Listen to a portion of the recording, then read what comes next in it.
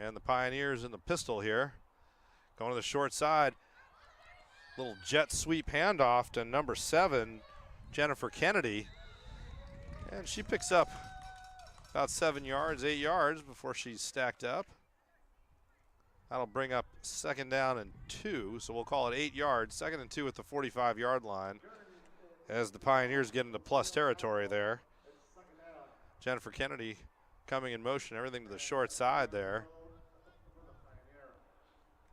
And Capital gets that again in a kind of a 43, 44 kind of defense. One high for Seattle. Out of the pistol, motion the other direction. This time it's a little play action.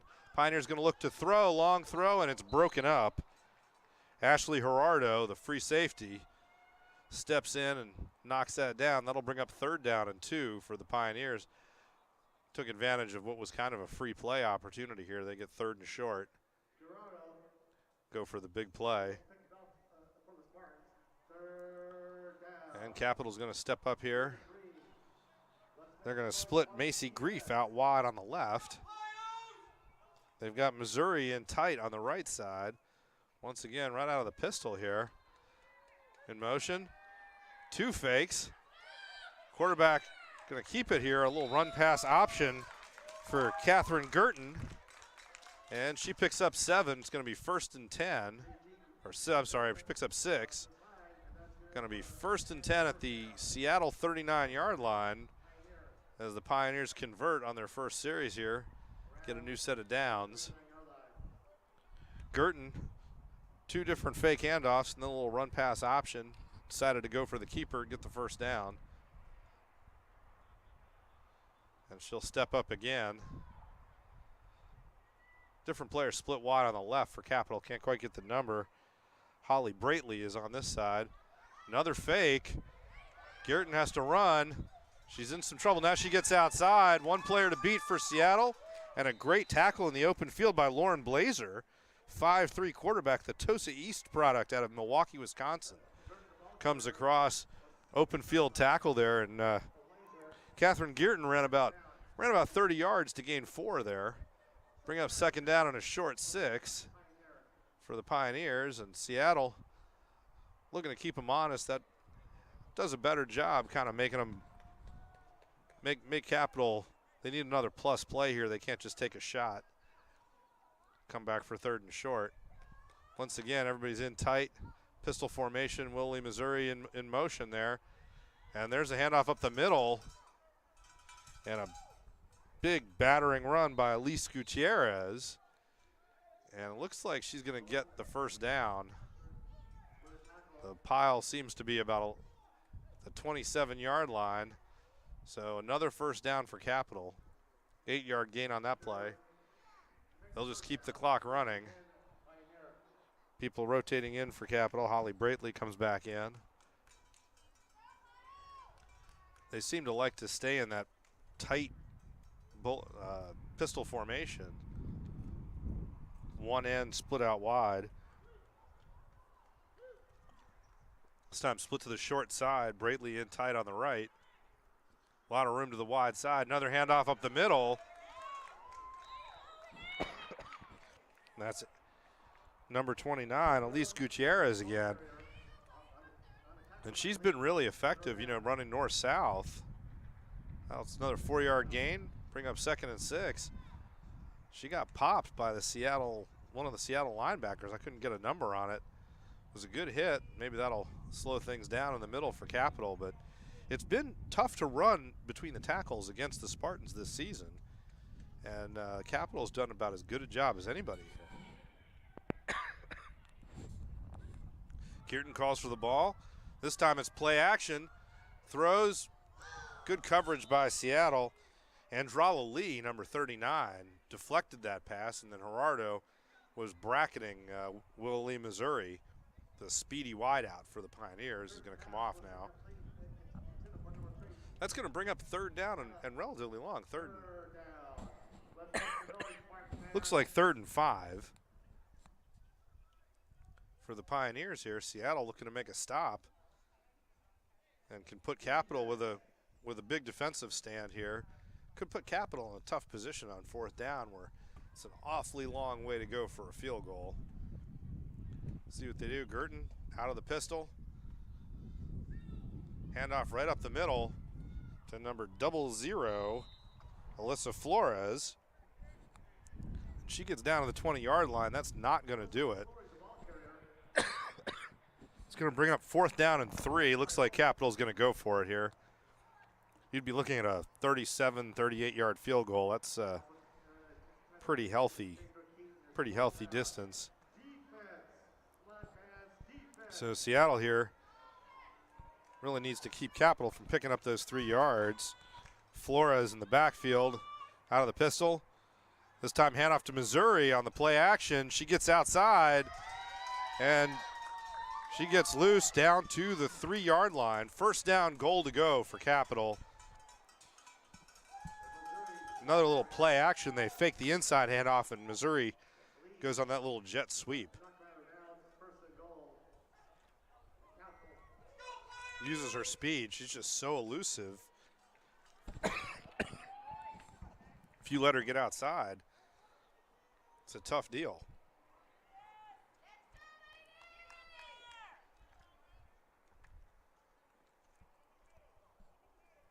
Girton takes the snap, fakes, play action. She rolls wide, and this time she's going to be pulled down. Nicole Pelham with the tackle. It's going to bring up 2nd down and goal from the 6, so loss of 3 on the play. Capital's going to look for a different kind of attack there. Seattle does a good job with their interior defense. And that time, Girton, she made her fake 2 handoffs, had the run pass option, and Seattle shut down all the options. Snap to Girton, fakes inside. Now Missouri makes one move, makes another player miss, and now Seattle's going to gang up, and down she goes to the 10-yard line. She got away for a second, which I think is going to mean she's not going to get forward progress. No, they're going to inexplicably, for a player who ran backwards to get away from a tackle, the referees are giving her forward progress back to the 3-yard line. That'll bring up 3rd down goal to go with the 3. Not sure about that one. Missouri clearly turned and tried to run in the other, tried to reverse direction. Got caught for a bigger loss, but the referees gave her the benefit of the doubt there. Handoff up the middle, and that's not going to go anywhere either. Going to bring up 4th down and goal about the 2-yard line.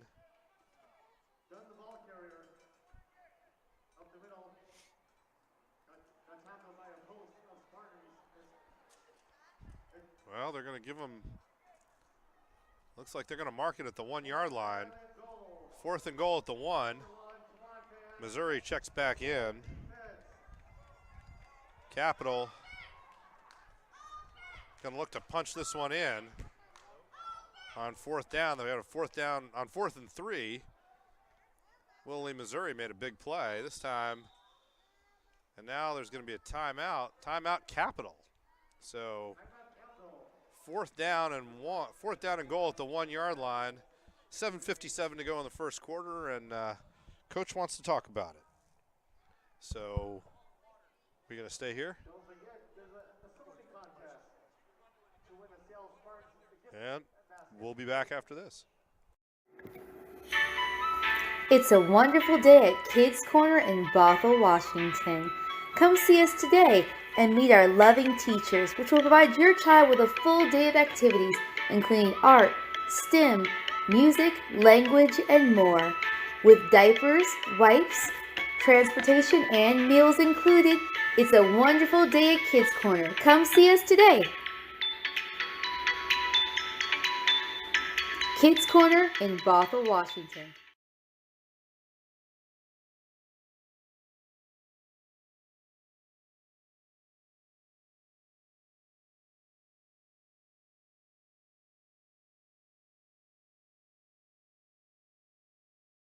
Welcome back.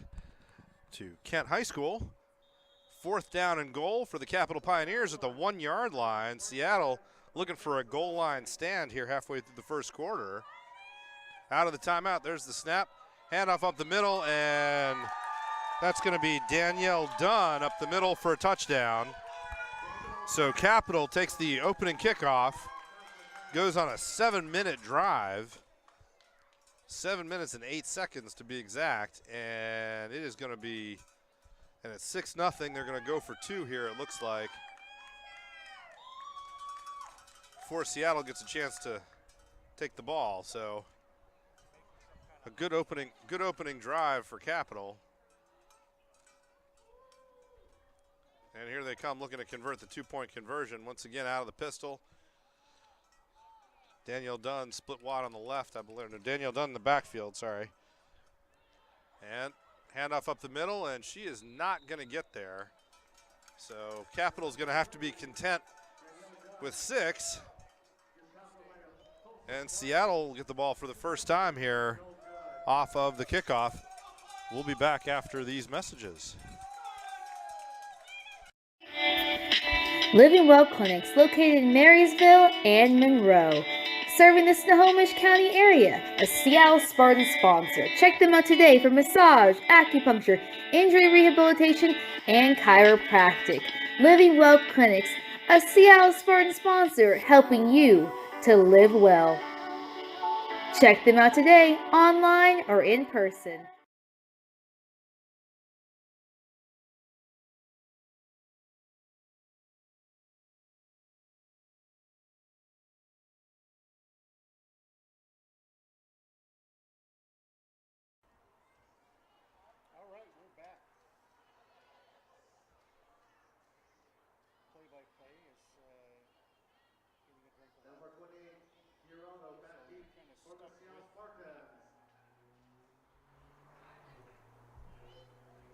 Captain's going to kick off to the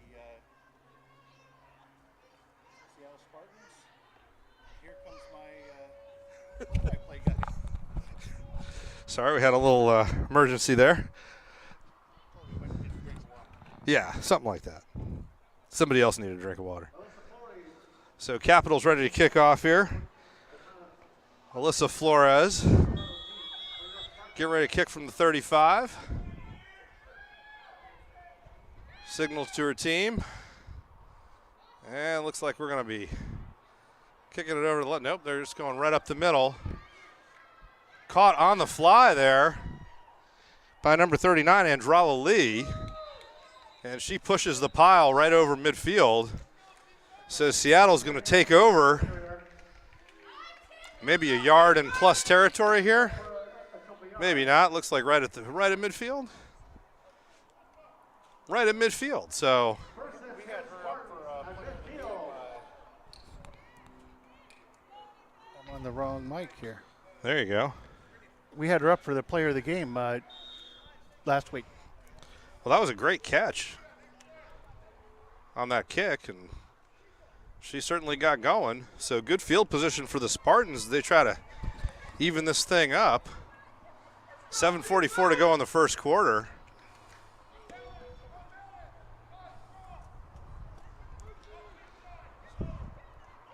Maka Kiala in behind the quarterback. Handoff to the deep back. She gets thrown back, but not until she gains 5 yards there.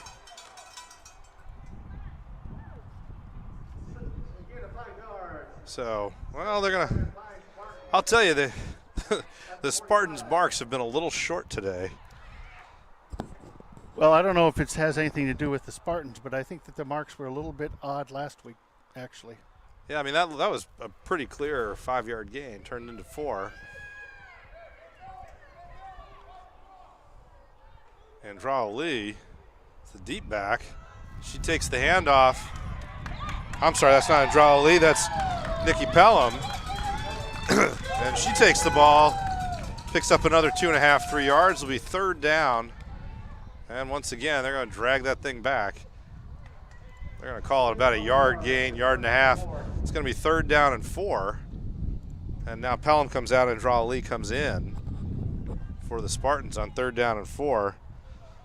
LaShawna Wansley under center here. Seattle stepping up to the line, I formation. Everybody's pretty tight. Not really spreading the field. You got Ashley Gerardo split to the left. Lee and Maka Kiala. This time it's Lee going wide. If she can get to the corner, she does. And she's knocked out of bounds, but not until she gets the first down. It'll be 1st and 10, Spartans at about the 38-yard line. 6:11 to go in the first quarter, and the Spartans are on the move. Big 3rd down conversion there. So Seattle's basically said, we're just going to line up in this I formation and keep it real simple until you can't figure out how to stop this. Now a little bit of a veer. They got 3 backs in the backfield. Pitch out. Lee again. Breaks through 1 tackle. Eventually gets dragged down, but not before she gets 8 yards. That'll bring up 2nd down and 2. Oh, they're going to give her 9. 2nd down and 1 for the Spartans here. Well, the announcer says it's 2nd and 2. I'm looking at the markings, and they look like they're only about a yard apart. I think that was 9 yards. We'll call it 1 yard gain. 1 yard to go here. 2nd down. Wansley under center again. There's the handoff to Kiala. She breaks a couple tackles. They send the smallest running back right into the teeth of things, and she picks up the first down. So 1st down at the 25-yard line for Seattle. 5 minutes to go in the quarter and counting. And Seattle is moving the ball, getting into the red zone, moving the ball. Well, they've done a great job. They're just getting a lot of penetration on the offensive line, and Capital hasn't really shown any particular ability to stop them. Now they got Kiali out wide. Handoff into the backfield. That's Gerardo. She was split out on a couple plays. She only gets about 2 there. And Seattle's done a good job of varying the backfield. They've gone I formation. They've gone kind of a veer, and then that looked like a wishbone. Not a ton of misdirection, but it gets you blockers out in front of.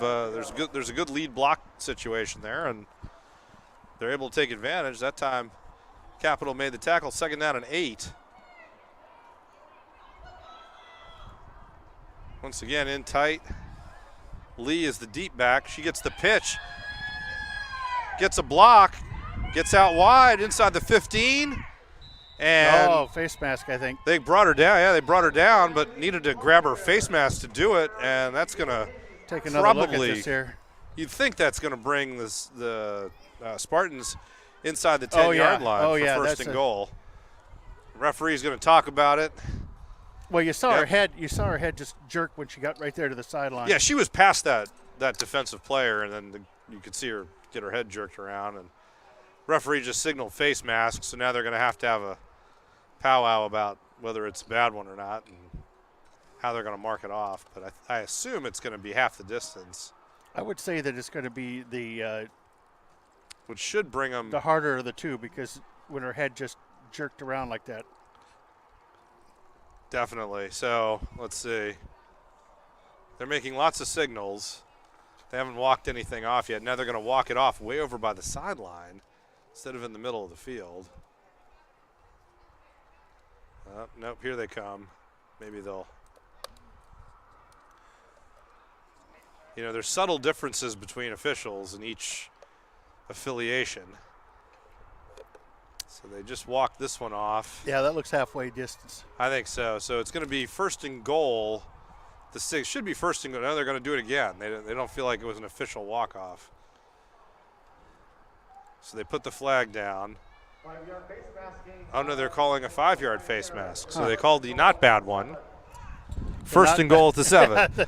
The lesser. The lesser. I don't know what you have to pop her whole head off there to get the. Yeah. The flip side is there was a whole other yard involved there. So 1st and goal at the 7 for Seattle. Hand off to Pelham, and she's going to burrow down to the 6, maybe the 5. Let's see what they give her. Looks like she's only going to get to about the 6.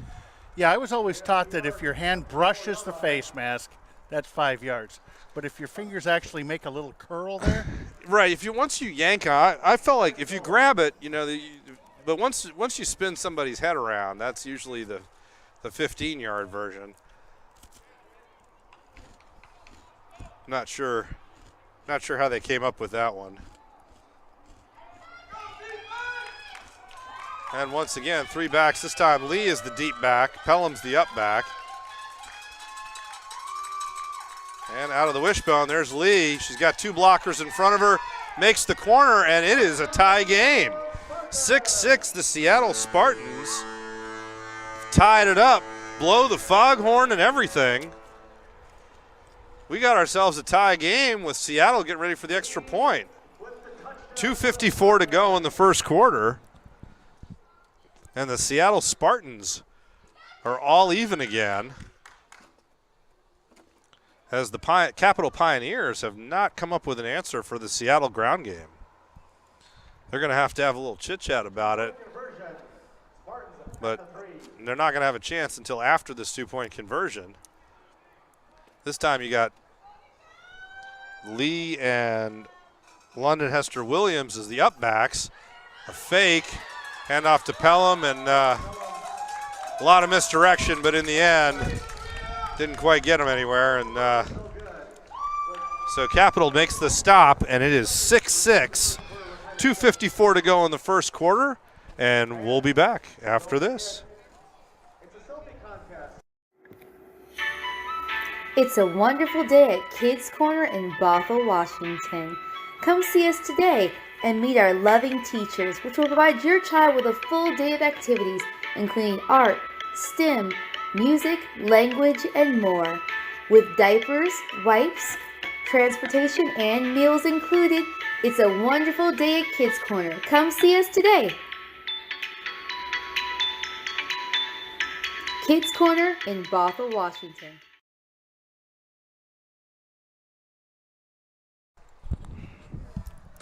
And welcome back to Kent Meridian High School. My name is Dave Morris, here with STSPN for the Women's Professional Football Association, where the Seattle Spartans have tied it up 6-6. Seattle and the Capital Pioneers out of Salem, Oregon. 2:54 to go in the first quarter, and the Spartans getting ready to kick off. Phaedra Caton going to put the ball down at the 35-yard line here. 2 players back deep for Capital. Will Lee, Missouri, the dangerous returner on the right side, and then Holly Braitley, I believe. No, I think that's Catherine Girton, the quarterback, on the left side. we got somebody on the YouTube chat there saying, "Let's go, Mom." She's there you go. Capital side. Well, hey, we want to see a great game. Here comes Phaedra Keaton. Pops that up. It gets batted down. It's loose. And it looks like it's going to be falling on. I think Maria Rivera fell on it at the 48-yard line. So the Pioneers will be in business here. Their own 48. First and 10, and now Seattle. See if their defense can be the first one to make a stop today. Boy, that was a close one. That was. They had a chance. That was, you know, if you're a coach, you hate to see an up player reach out for the ball on a kick. And that's you know, it doesn't matter whether it's the NFL or anywhere else. And there, you know, she got caught. Rivera got caught kind of reaching for it, and it's always tough. And then it's not round, so you never know where it's going next. But she was able to fall on it. And first and 10 for Capital. Girton in the pistol here. Morton in motion, and the handoffs to the back. 23, Danielle Dunn, and she goes up the middle for 3 yards. Capital has a really good inside-outside kind of running game. They've got some big backs sitting right behind Girton in that pistol formation, and then they like to do that little jet sweep to one of their ends who are quick and deceptive. So it's a challenge for the defense. They can't load up between the tackles, but they can't worry too much about they got to cover the whole field. Once again, in tight. Braitley on the right here.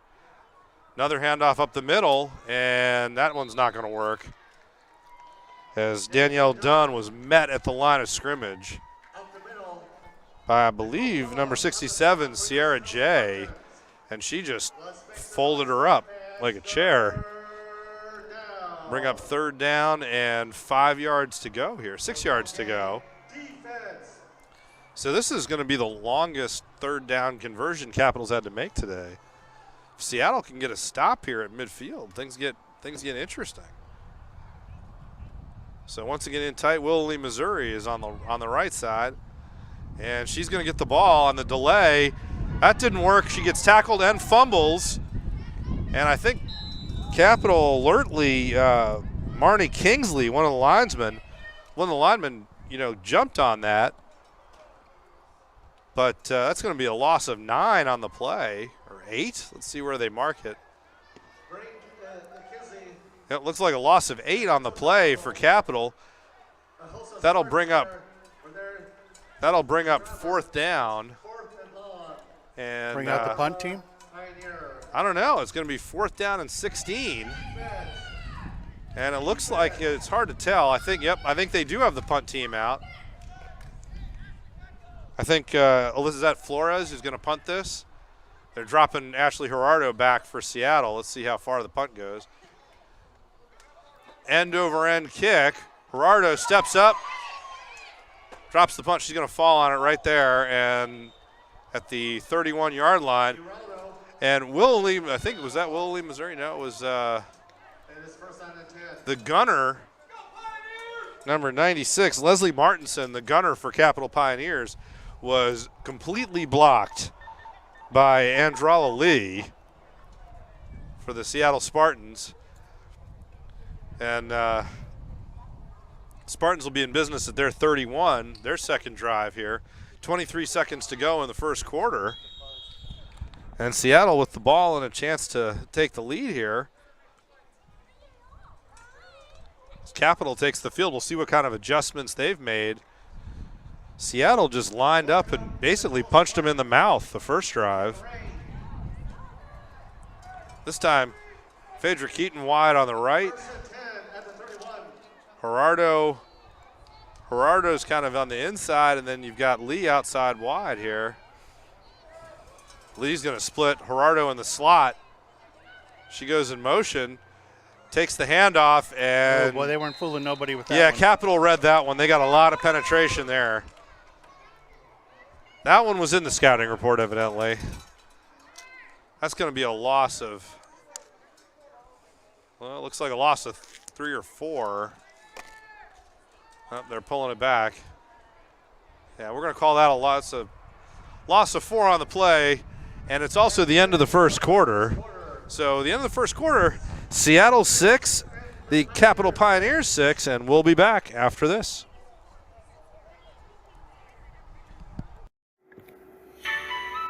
It's a wonderful day at Kids Corner in Bothell, Washington. Come see us today and meet our loving teachers, which will provide your child with a full day of activities, including art, STEM, music, language, and more. With diapers, wipes, transportation, and meals included, it's a wonderful day at Kids Corner. Come see us today. Kids Corner in Bothell, Washington.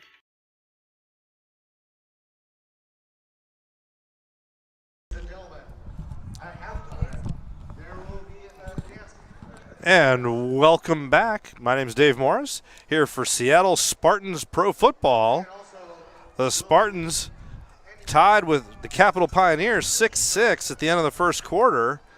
It'll be second down and 14 after a little misdirection play where the Pioneers sniffed it out, and be second and long for Seattle here at their own 27-yard line. Seattle comes to the line. See if they went with kind of a different formation there. They were spread, players in the slot. This time Gerardo's out wide, and we're back to three three backs behind LaShondra Waldron there, and inside handoff gets sniffed out. Not sure she made it back to the line of scrimmage. Nicole Pelham. And they're going to give her, let's see. And they're going to say Nikki got to the 30, no, to the 25-yard line. So she didn't make it to the back to the line of scrimmage. It'll be 3rd down and 16 as the Spartans are definitely going the wrong direction this drive so far. 3rd and long. This may be LaShonda Wansley her first pass of the day. Seattle in their opening drive really did a good job of establishing the run, getting positive yardage on 1st down. You get behind the sticks, and it is tough in this league. Wansley flipped to Lee. Lee's got some blockers. This time Capital did a good job of flowing. She was down already. So 6-7 yard gain for Lee. And, well, they're going to move it back. They're going to call it 5. She had her knee down. They called her down. She had her knee down, and she fumbled at the 32.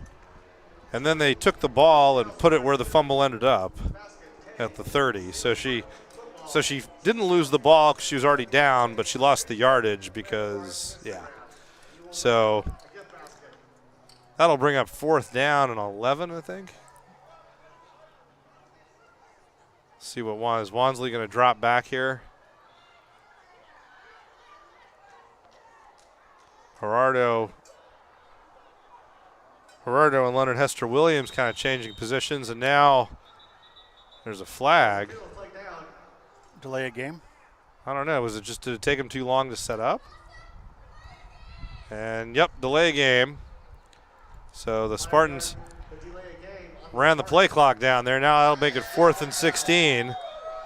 We're sitting on the road side here, and the Capital fans were excited about that 5-yard penalty there on 4th down. Nothing. Wansley back again. Looks like Seattle's going to punt here. They're in kind of punt formation. Willie Missouri back for Capital. I would want to punt away from her, and the Spartans do. Goes out of bounds at the 42-yard line. Wansley with a little bit of a pooch punt there. Rolled that out of bounds, no return. So that's going to be a 17-yard punt and a 17-yard net, no return. And that's going to bring up 1st down for Capital here at the – they're going to take over in plus territory at the Seattle 40 – I thought 42, but it looks like they're going to call it the 41. Late substitute here for the Pioneers as the referees sort out the ball situation. And it's 1st and 10 at the 41 for Capital. And Catherine Girton stays in there. Oh, nope. Is that a change? Nope. Girton's in at quarterback. She's got Alyssa Flores behind her, but it's handoff to the up personnel. A little flea flicker back to Girton, and she's just going to hold on to it. I thought she might want to hand that one off one more time while they were at it, but she didn't. That's going to – I don't know if that counts as – is that a sack? If you get tackled after, like, you get a pitch on a flea flicker like that? That is not. Okay. So it's not a sack, but it's a 6-yard loss. So 2nd down and 16 is both teams, took their opening kickoff, marched right down the field. And after Seattle scored, both offenses have really been stuck kind of in neutral. Little motion, handoff up the middle, slow developing play, and Flores tried to use her size and all that power, running north-south that was so effective that first drive. Looks like Seattle's figured it out. Just lost another yard there, maybe 2. I think both teams kind of made a couple of adjustments that have proved to be. Yeah, they've been both teams have been very effective defensively the second time out. So that's going to bring up a third. That was a loss of another yard. It's 3rd and 17. And she ended up taking the hit anyway because she was so late getting rid of the ball. Looks like Capital's going to go for this. I don't know what that was about.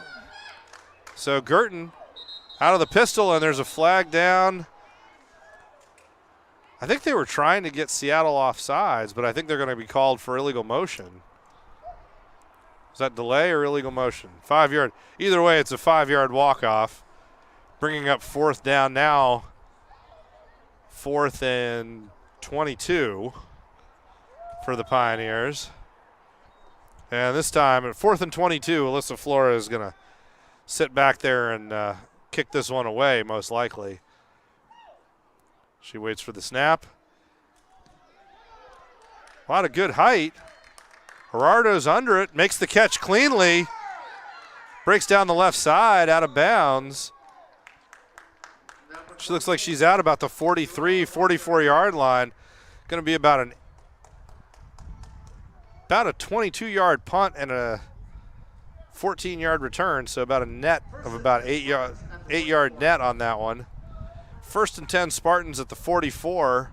So that's a really good defensive series for Seattle. I think they gained about 13 yards on that exchange from when they kicked it. So now Seattle takes over, 11:15 to go in the half. See if they can get something going offensively here, break the tie. LaShonda Wansley under center again. She's got Phaedra Keaton in the backfield. Split wide. Lee out here in the slot. Pelham in motion, little jet sweep. She gets forced to cut it inside. It's going to be a quick gain. She'll pick up 2 or 3 depending on how they spot it. Bring up 2nd down and 7 or 8 here. Let's see. They put it at the 46, so a 2-yard gain. Bring up 2nd down and 8. Second time in a row that Seattle opened up in kind of a wide formation after having a lot of success with, the wishbone and veer look where they have 3 backs behind Wansley. But when they spread things out, here's another time. This is Pelham again, I think. This time it's Gerardo, and I don't think she's going to get to no gain. I think she lost a yard there. It's going to be 3rd down and 9. She was hitting the backfield. Capital's done a good job when Seattle tries to run these sweeps, even though they're getting blockers to slide 3 or 4 players to the 28-yard line. So we have to apologize. We had a little glitch there. Up. This is not an exact science, so especially when we are in a new stadium. So a 27-yard gain for Andrala Lee. So I like when I get one right. I said I think they're going to need some misdirection because you got to slow down the pursuit. That time Lee just got stuck, and the pursuit blocked her. She turned around, ran the other way, so that counts as misdirection. Left everybody behind her. And there she goes right up the middle, so there's no chance for pursuit. Picks up another 5-6 yards. Timeout Capitals. And Capital Pioneers going to call timeout, have a talk about it. Andrala Lee is threatening to run them right back into their own end zone. 9 minutes to go in the half. It's a 6-6 tie. Capitals used 2 of their 3 timeouts this half. Seattle still has all 3 if they need to run the 2-minute drill. And Seattle with all the momentum right now. Lee with the big play on 3rd down, and then right on 1st down, right up the middle. Capital doing a really good job getting numbers and pursuing the ball when Seattle tries to go side to side, but struggling with misdirection. If you're working that hard to pursue, it's a tough deal. Do we get a replay of that run? No. That was exactly when. Oh man, the play of the drive. The play of the drive, and of course. I'll tell you. That's like when you need to print something really important. You set off sideways. Yeah, you set off the critical needs sensor, which shuts everything down. Wishbone in behind LaShawn Lawansley. Flips it out to Gerardo. Capital once again, just really tough. They've got 2 safeties in pursuit on either side. And when you're running wide for Seattle, it is a tough day at the office. So they picked up 5 on first down, lost it on second down. Actually lost 6. It'll be third down and 11. So a little bit of a big ask for the Spartans here, where they're really run-based attack to pick up all 11 yards here on third down. Good news is you're in 4-down territory.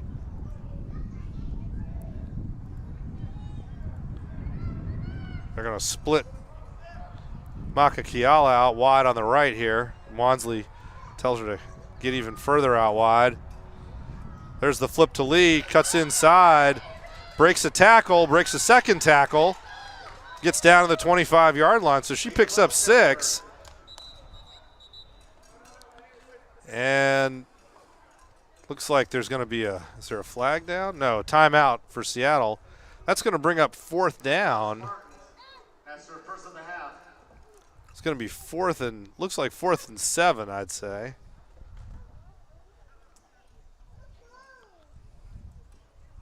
So Andrala Lee worked awfully hard for that 4 or 5 yard gain there. And they're going to need a little bit more this time if they're going to convert on 4th down. So Seattle's going to talk about it, maybe drop a pass play. Hey, Phil. This would be a great time for play action pass if they have that in the arsenal. You're going to the top of the list. We'll see. Gives Capital a chance to talk about it too. Just commenting on Phil's sideline camera work. Very good work. Very good work. STSPN, easily the best streaming network in the business, the Pacific Northwest. 4th and 7, Spartans. So a big 4th and 7 here for the Spartans. If they can convert here. Check that. It's 4th and 6 at the 25. We'll see. They huddle up. There's the break. Wansley looks like she's going to go out of the shotgun here. Lee's on the left side. Out of shotgun with, believe that's Pelham and Keaton staying in to help block. There's the throw to Lee. She makes the catch. Diving forward. I think she's got it. It looks like a first down. The Seattle Spartans complete the pass on 3rd down, and we're going to call it 3rd down and 7. And now Andrala Lee stretches forward, picks up the first down, and Seattle keeps the drive alive here. We're still waiting for the sticks to move. There's the official signal, first down. Sticks still haven't moved.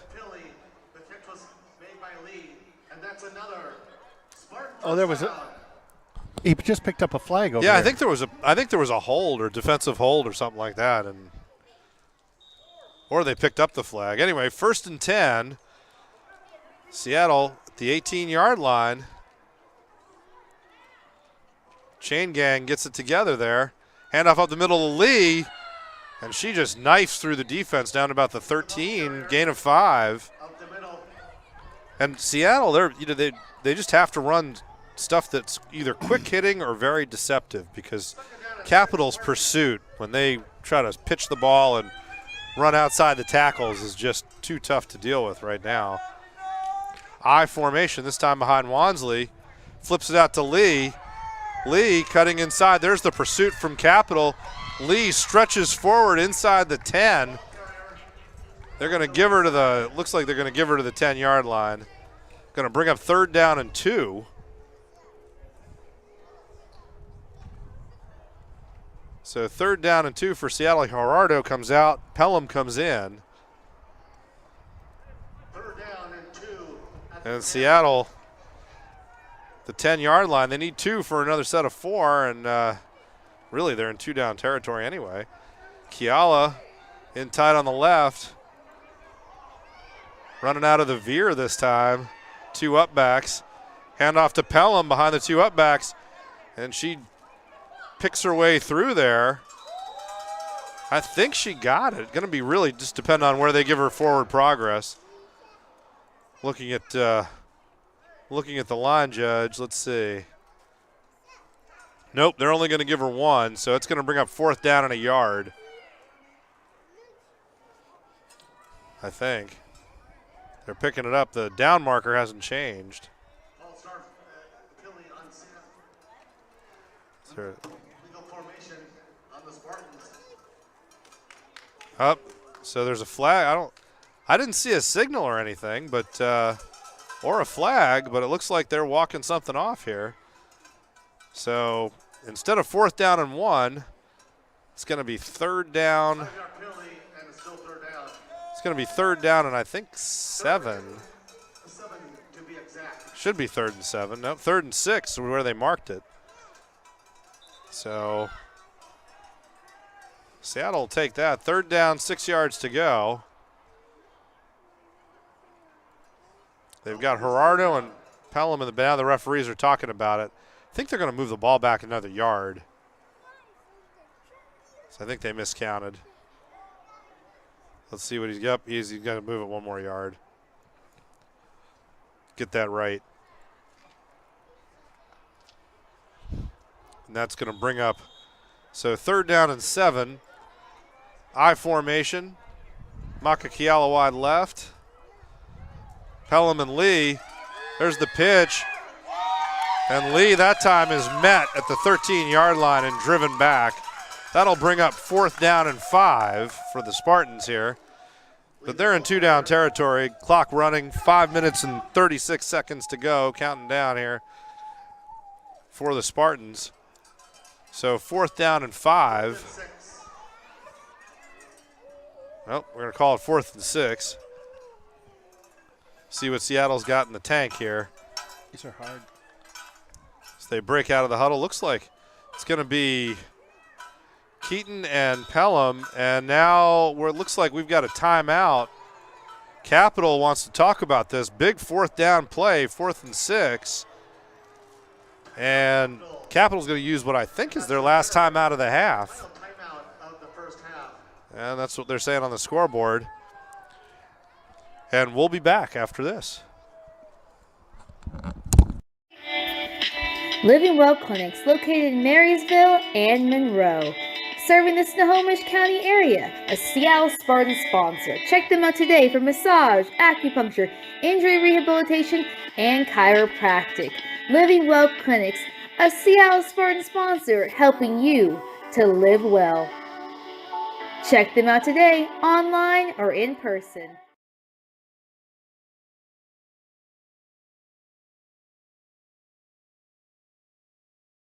Welcome back. We're coming out of the timeout here. Capital taking the field defensively. Seattle 4th down, 6 yards to go at the Capital 14-yard line. Big play here for the Spartans if they can pick up the 6 or maybe a little more. Looks like they're getting ready to throw it. They've got Makakiala wide on the left. Pelham and Keaton in the backfield. Out of the shotgun here for Wansley. They converted the last time. Another throw, got Kiala, and it's going to be pass interference. She jumped for the ball, got pushed over. An easy call for the referee there. That's pass interference. That's going to be 1st down, goal to go at the 1-yard line for the Seattle Spartans. Unless they do it college style here. Well, it looks like are they gonna walk it off or are they just gonna mark it?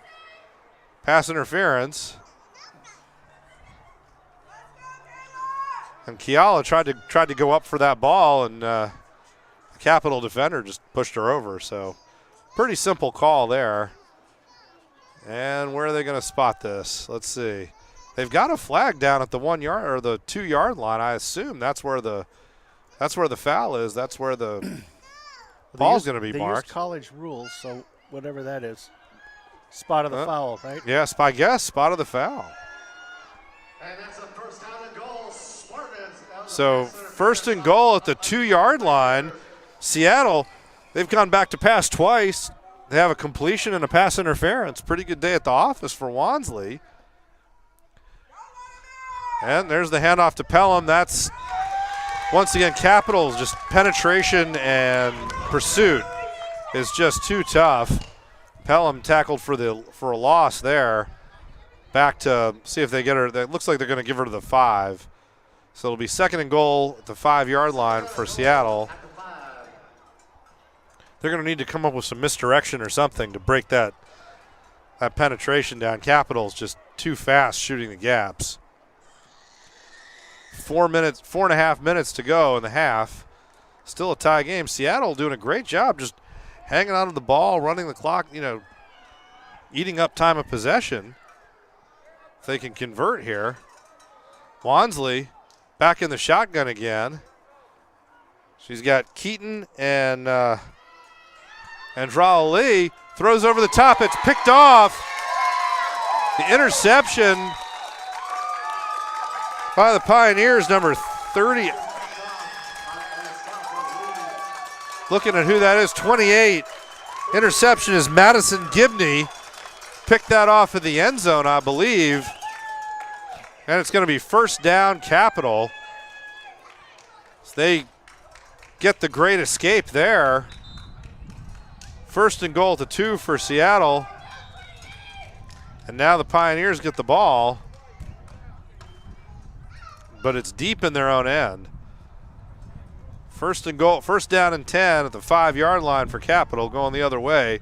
4 minutes to go in the half. Big play there as the Spartans were knocking at the door, looking to take the lead. Capital gets it back here. And Catherine Girton out of the pistol. Hands it off. With the misdirection, Willie, Missouri dances out to the 15-yard line. So that'll get them out of the shadow of their own end zone. 1st and 10 at the 15 now for the Pioneers. As Missouri picks up the 10 yards. And I lost track of the ball there. There were so many fakes. Faked an inside handoff. Girton did a good job there. And Missouri just got herself loose a little bit. And once she gets loose, she is quick. Girton again. She's got Flores behind her. This time it's handoff to Flores going up the middle. And it looked like, for a half a second, it looked like there was a hole there, but then there wasn't. That'll bring up 2nd and 10. Half a second was the key there. Yeah, evidently. Well, they gave her, I think, a very generous spot to give her a gain of a yard there. More like 6 inches, but still. 2nd down. We'll call it 2nd and 9 for Capital here. Seattle, this is where I think things get dangerous for Seattle. They play that one high defense. And this is where you really don't want to get caught one-on-one and have an end get behind you. And Girton again out of the pistol. She's going to throw. There it is. Almost, and she found a man there. Lauren Blazer got caught a little bit. Yasmin Herrera Villazana was in behind Blazer there. Gerardo was coming over, but when you're a one high safety, a throw down the sidelines is really tough. And it's going to bring up 3rd down and 9 for the Pioneers here. Chance for Seattle to get the ball back again in good field position. They can stop. There's a handoff, and that's not going to be enough for a 1st down. Number 23, Danielle Dunn, going up the middle there. A little bit of a draw play. Bring up 4th and 3. Now it's decision time for Capital. Do you go for it? Do you punt it? You're pretty deep in your own end. Looks like here comes Alyssa Flores. The other thing is Alyssa Flores, she's a running back. She could decide to kick it. They could do a little pooch punt. All kinds of options here. Willie, Missouri's in as well. I think the Pioneers are planning on going for this. Nope, they got Flores back. She's gonna look to punt this deep. Takes the snap. Kick off the side of her ankle, fielded cleanly by Gerardo. Down to the 35-yard line. That'll stop the clock. Minute 31 to go in the half. 1st and 10, Seattle.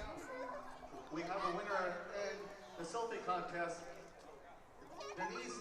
Tie game here, 6-6 in Seattle, Selfie contest. with a chance to push this into the end zone here before halftime if they can. Lots of excitement in the stands around us today. Capital fans here. It's going to be 1st and 10, Seattle at the 36-yard line, so they start on the plus 36. With a minute and a half to go. Still 2 timeouts left for Seattle. None for Capital. Makakiala split wide left. Veer formation behind Wansley. Capital, here they come, full blitz, pitch to Lee.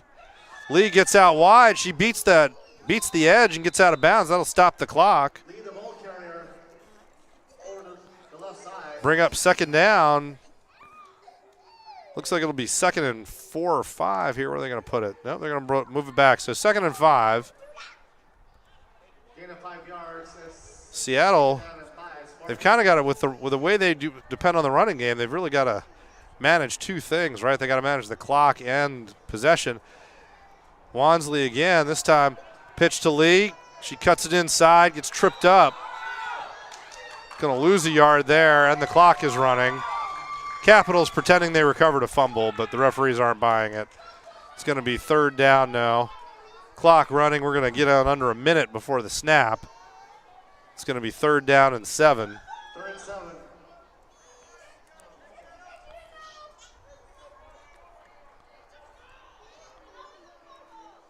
Seattle here. It's this time for pass. Nope, Wansley. Wishbone formation behind her there. We got Pelham, Lee. Handoff to Lee. Gets outside. She gets a block from Pelham. Gets the corner. Accelerates down the sideline.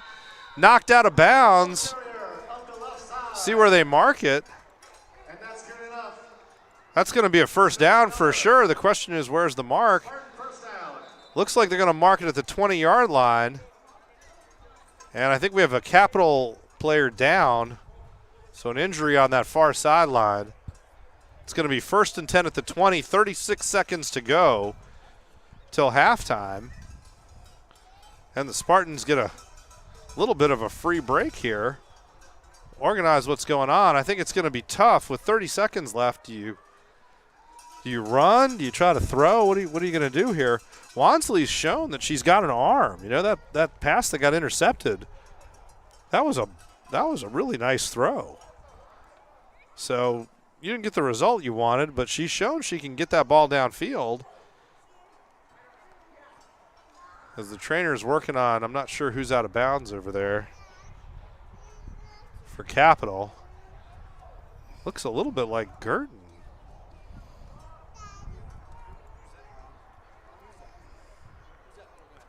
Meanwhile, Seattle's lined up. Referees, I think they're looking for an extra player. Nope, it's 85, Tanelka Brown. Number 85. And she's going to come off now. Shaking up on the last play. Or Tanika Brown. She'll come off. Seattle gets a new set of downs. 1st and 10 at the 20-yard line. So they're in the red zone for the 3rd time today. But they're running out of clock. Nope, scored the first time in, turned it over the second. 36 seconds. I mean, there's plenty of, you got 2 timeouts, you got plenty of time. But going to want to, work the 2-minute drill a little bit here. That's tough, for players that aren't super experienced. It just makes everything that much harder. You got everybody's kind of new to the game, or a lot of players are new to the game, got a new staff. So any kind of time crunch. Now, Capital coach is yelling at the referee because it's, I'm not sure what exactly. But a lot of finger pointing. Big shrug from the guys in the black and white jerseys. And out of the wishbone, there's Lee. Cuts it back and fumble, and they're going to rule that one a fumble. Looks like it got picked up by, I thought it got picked up by Maka Kiala, but I think that's going to be a turnover and goes back to Capital. So Andra Lee got caught, stretching for that extra yard. Was ruled to have fumbled before she was down. So first down for Capital, 25 seconds to go in the half. They've got the ball at their own 24-yard line. So for Seattle. Who gets it on the other side of the half? Seattle? Seattle kicked off to start the game, so you'd think Seattle gets it back after halftime. So if you're Seattle, you just really want to keep everything in front of you right now, let the clock run out. We'll see if Capital looks to throw the ball or if they're content to just sort of run out the clock here.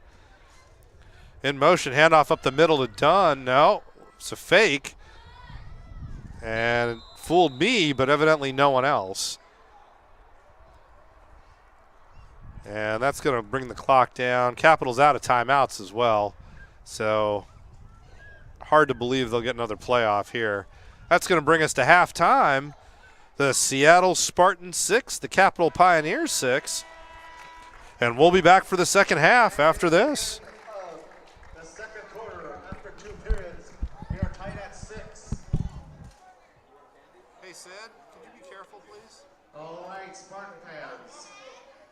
It's time for the dance contest. I will be playing a song here shortly. I want to see those dance moves. Hey, did you find the cop?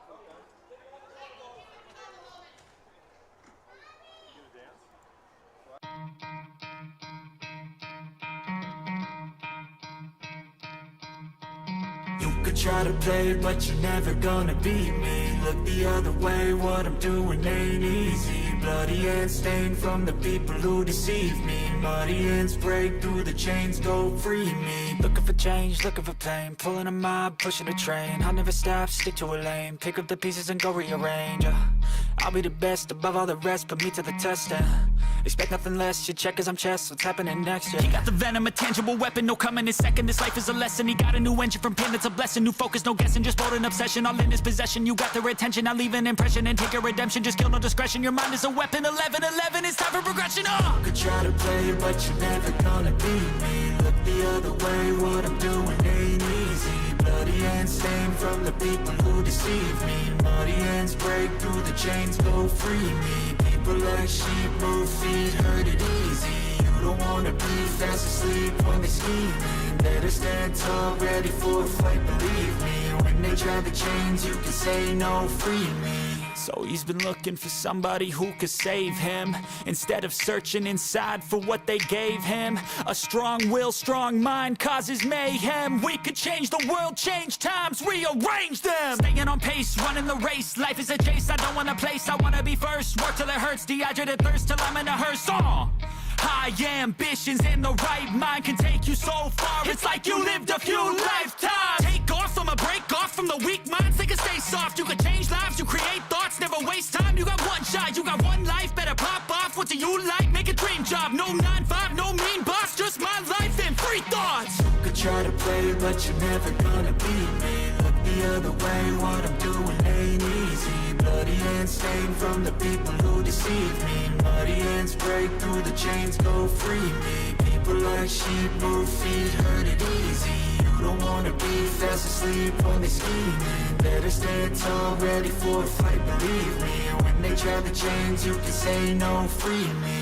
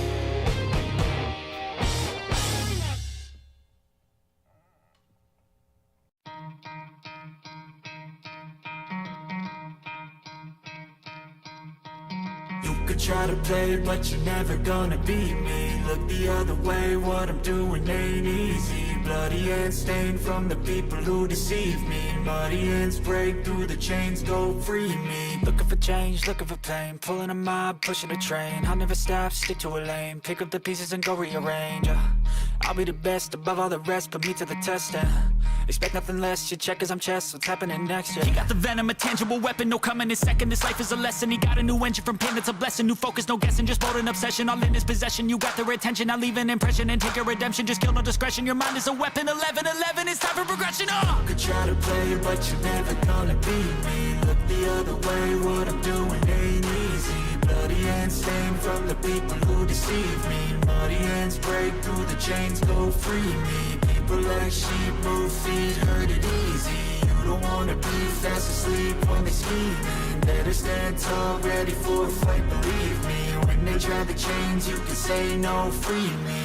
So he's been looking for somebody who could save him, instead of searching inside for what they gave him. A strong will, strong mind causes mayhem. We could change the world, change times, rearrange them. Staying on pace, running the race. Life is a chase, I don't want a place, I wanna be first. Work till it hurts, dehydrated thirst till I'm in a hearse.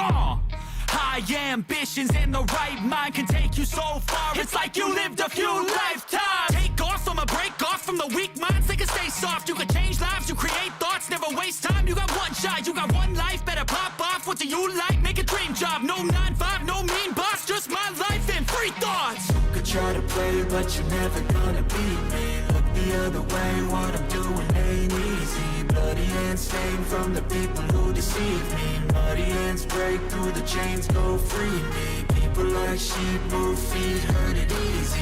You don't wanna be fast asleep when they scheming. Better stand tall, ready for a fight, believe me. When they try the chains, you can say no, free me.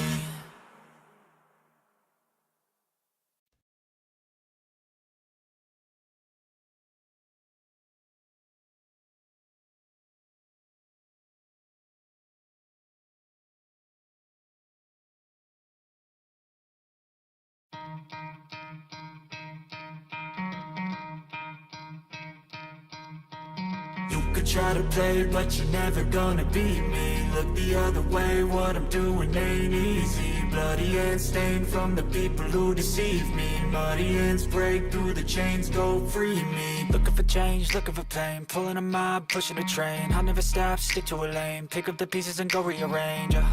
I'll be the best above all the rest, put me to the test and expect nothing less. You check as I'm chess, what's happening next? Yeah. He got the venom, a tangible weapon, no coming in second. This life is a lesson. He got a new engine from pain, that's a blessing. New focus, no guessing, just bold and obsession. All in his possession, you got their attention. I'll leave an impression and take a redemption. Just kill no discretion. Your mind is a weapon. 11-11, it's time for progression. You could try to play, but you're never gonna beat me. Look the other way, what I'm doing ain't easy. Bloody hands stained from the people who deceive me. Muddy hands break through the chains, go free me. People like sheep move feet, hurt it easy.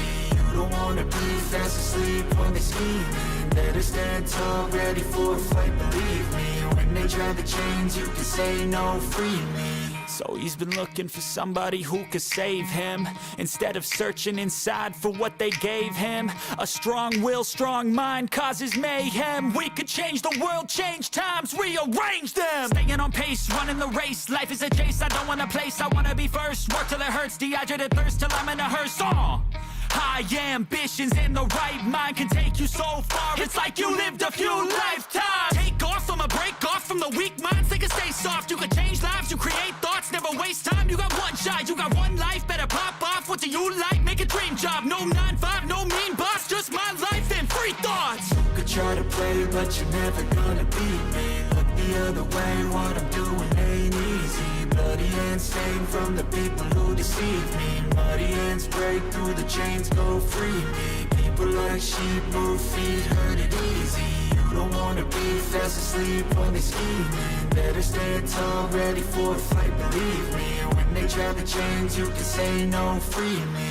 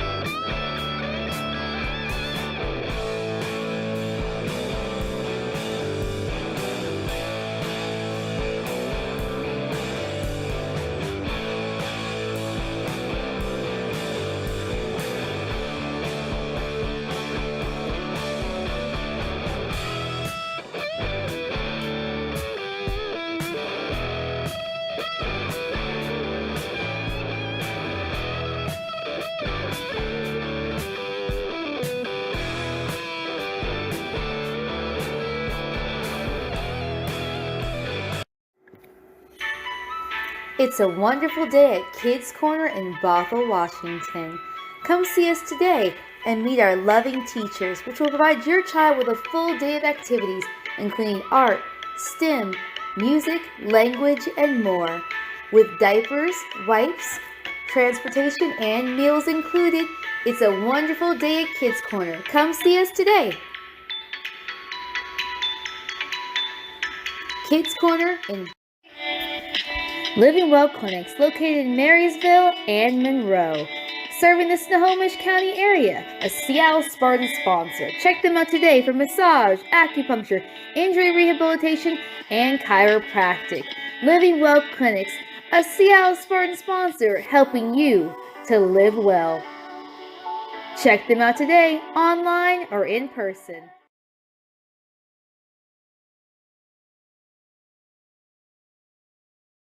Welcome back to Kent Meridian High School. My name is Dave Morris here with the Seattle Spartans professional football team.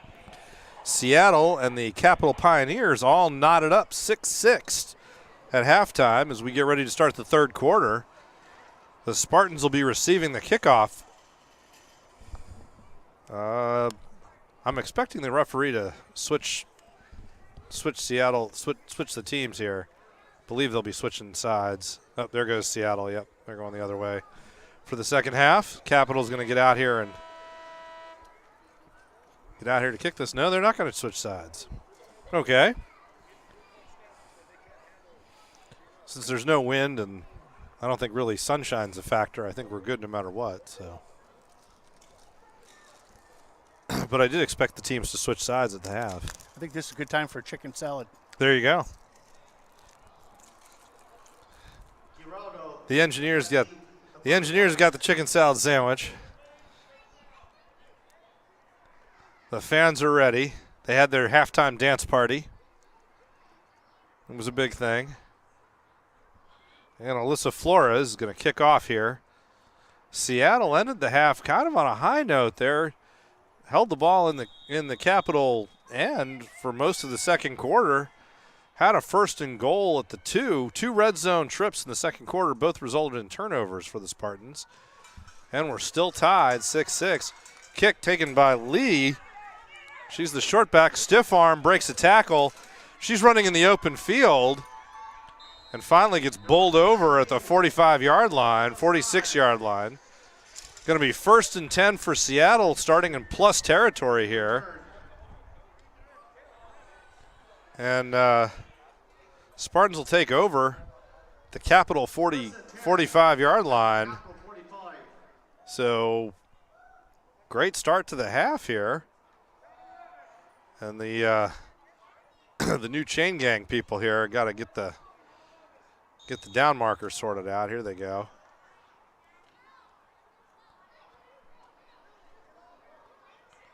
First and 10, everybody in tight for the Spartans. Capital getting people on and off the field here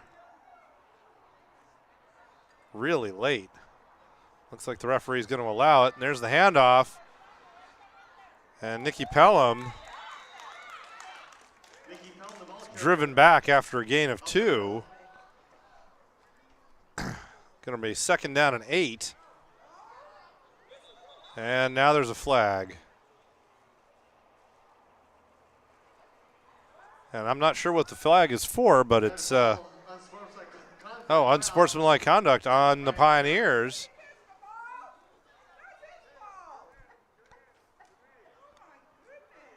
That's going to be, and they're walking it off. It's a 15-yard penalty for unsportsmanlike conduct after the play.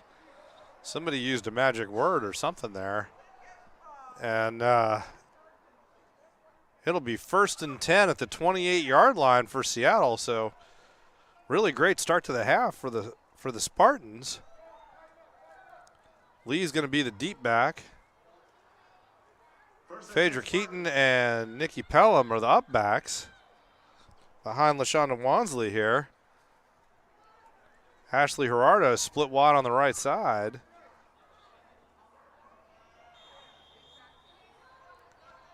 Capital, everybody up at the line here for the Pioneers.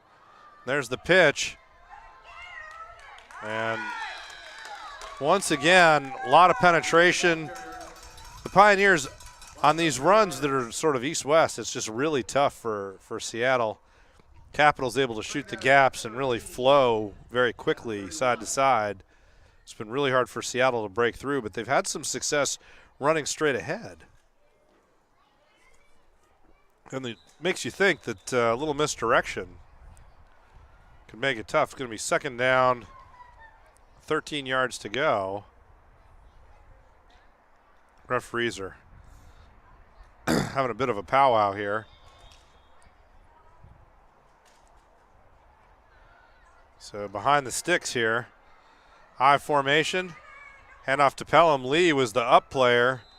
Pelham gets dragged back after getting to the 28-yard line. She's back to the original line of scrimmage.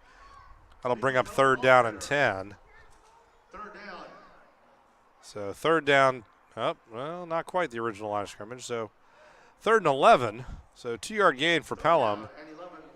Gerardo hops off, and I believe they'll be bringing Kiala back in for her.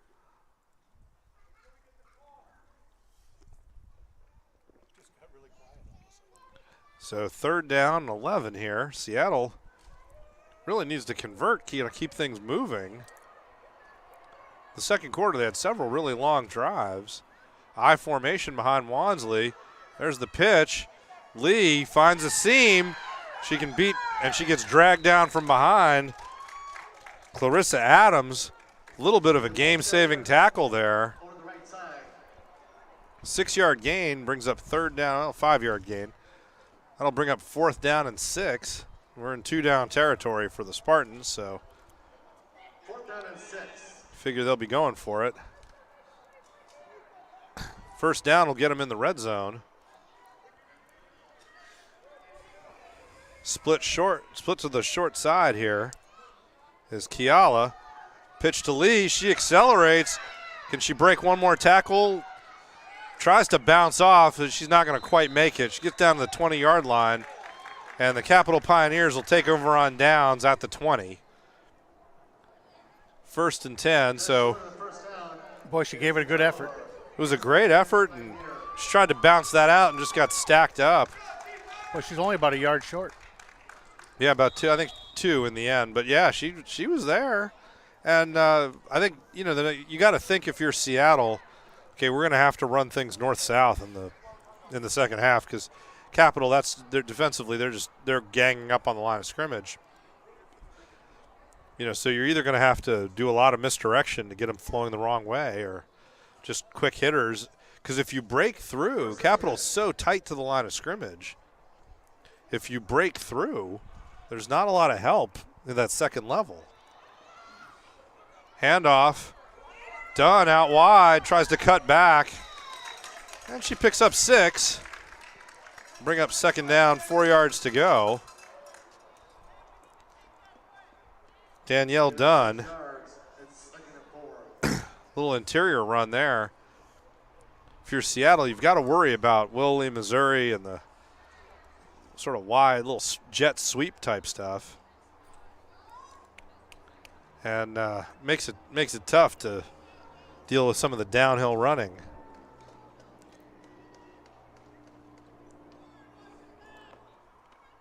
Dunn back in the pistol behind Girton. In the motion, another handoff up the middle. This time, she's going to try to stack things up. Doesn't get very far. Inez Cueva got knocked back a little bit, but the rest of the Spartan line was able to keep the line. So Dunn picks up 2, third down, 2 yards to go. Come on, Spartan fans, let's make some noise.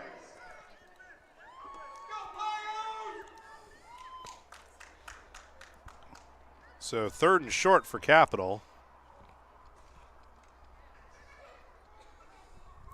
They've got Macy Grief split to the short side here on the left. Willie, Missouri, tight end on the right side, looking for a little bit of a jet sweep. She gets the handoff, and can she get to the corner? No, and she's wrapped up. Not going to make it. Going to be fourth down and 1 now. And that was Willow Lee, Missouri. Grief was on the short side here. 4th and short. 4th down, yard to go. Capital looks like they're going to go for it here on 4th and 1. It's 4th and a whole yard. If you're Seattle, you got to figure Cretans will be handing this ball off. They've got Gutierrez in the backfield this time. There's the handoff, and she gets through. A little quick hitter. She gets a 3-yard gain, and that's going to bring up a 1st down. For the Pioneers, that's their first down in a little bit here. As referees wind the clock. Be 1st and 10 from their own 32-yard line. Capital needs really to get some time of possession here, give their defense a rest. As Seattle, they've had the ball and been knocking on the door for an entire quarter. Now Gertens, she's got Gutierrez behind her. Missouri's wide on that right side. A little counter play. Missouri coming across, evades the tackle, and Lee pulls her down at the 41-yard line, gain of 9. 2nd and 1. Once again, a lot of misdirection in the backfield for Capital. And eventually Missouri leaks out on that little jet sweep. 2nd down and a very long 1 to go. So it brings up 2nd and short. Last time they had 2nd and short, Capital went for the pass. See what happens here. Girton in the pistol. She's got Jennifer Kennedy tight in motion. And there it is, a little run pass option. Finds Kennedy for the completion. And rips off another 6-7 yard gain. That'll bring up another 1st down, the 46-yard line. There was just a lot of misdirection in these plays. It said 2nd and short. They fake the inside run, fake the little jet sweep, and then quarterback rolls out on a run pass option. There's just a lot going on for Seattle's defense. They did a good job there. But a 1st down. So 1st and 10 at the 46 for Capital. This is their best drive really since the 1st quarter. Girton looking long, and it's going to get picked off. Gerardo just played center field there. She's got a lot of green space. Race between her, and she gets knocked over, pushed out of bounds by Alyssa Flores at the 21-yard line. Girton went for that long pass down the sideline, and Ashley Gerardo just played center fielder, really. Watched the quarterback's eyes, got underneath the receiver, and it's 1st and 10 Seattle at the 21-yard line. Referees are pointing all over the place, though. Let's see what happens here. And let's see.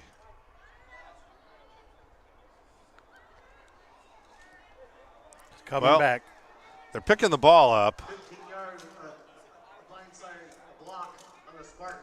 Looks like there was an illegal block on the run during the return. And that's going to bring...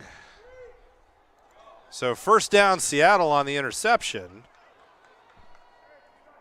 Now where are they going to... I don't know about that call. A correction. That was a 10-yard block in the back. So yeah, there was the frustrating part is it was kind of a shoulder-to-shoulder block. Right. Both players were facing the ball. You're going to see it right there. We're watching the replay here. Kind of a titchy call. Wasn't really in the play, and it wasn't a particularly hard block, but somebody saw it. There's a yellow hanky. 1st and 10 for Seattle at their own 41-yard line. So still a pretty big play there. Lee's gonna have to cut this back, and there she goes. Beats Missouri. Breaks a tackle, and she's down to the 46-yard line. That's going to be a 1st down. So Andrala Lee First and 10, Seattle Spartans at the 46. 8 minutes to go in the third quarter. And Seattle once again is in plus territory. They have spent really the entire second quarter and third quarter in plus territory. Wansley, 2 up backs. Lee is the deep back. Pushes Gerardo out a little bit wide. Gerardo after that great interception. There's the pitch to Lee. Capital, once again, really quick penetration in the backfield. This time Lee cuts it inside, picks up 3. That'll bring up second down and 7. Gain of 3 yards. Second down and 3 means 7. Capital getting in the backfield really quickly.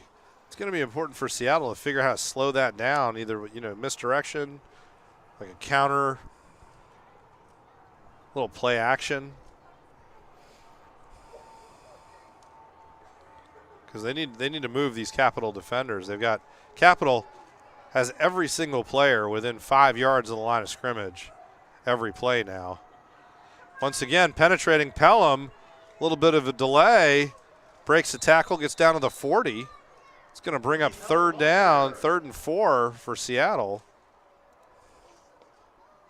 But there's a golden opportunity if they can break pressure. Capital's so compressed on defense. They just don't have a lot of depth. So if Seattle can break through, there's an opportunity for a big play. They got to be getting tired. Well, if you're Seattle, you just got to keep grinding on them. Wansley, handoff up the middle. And Pelham once again, but not a lot of success that time. Going to bring up 4th and 4, sorry. No gain on the play. 4th down, 4 yards to go. Got to get to the 36 for a first down. 4th down and 4. You're in 4 down territory easily here.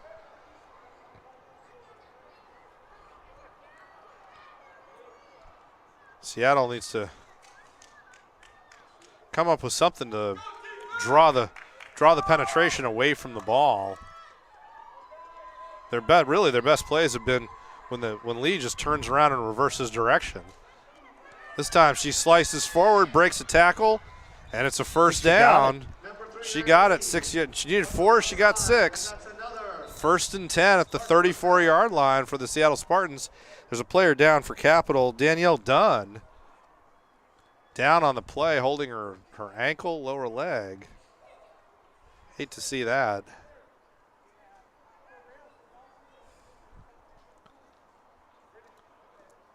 And it's first down. For Seattle, they get a chance to kind of talk about it here with Dunn receiving some attention on the field. 5 minutes, 24 seconds to go in the third quarter.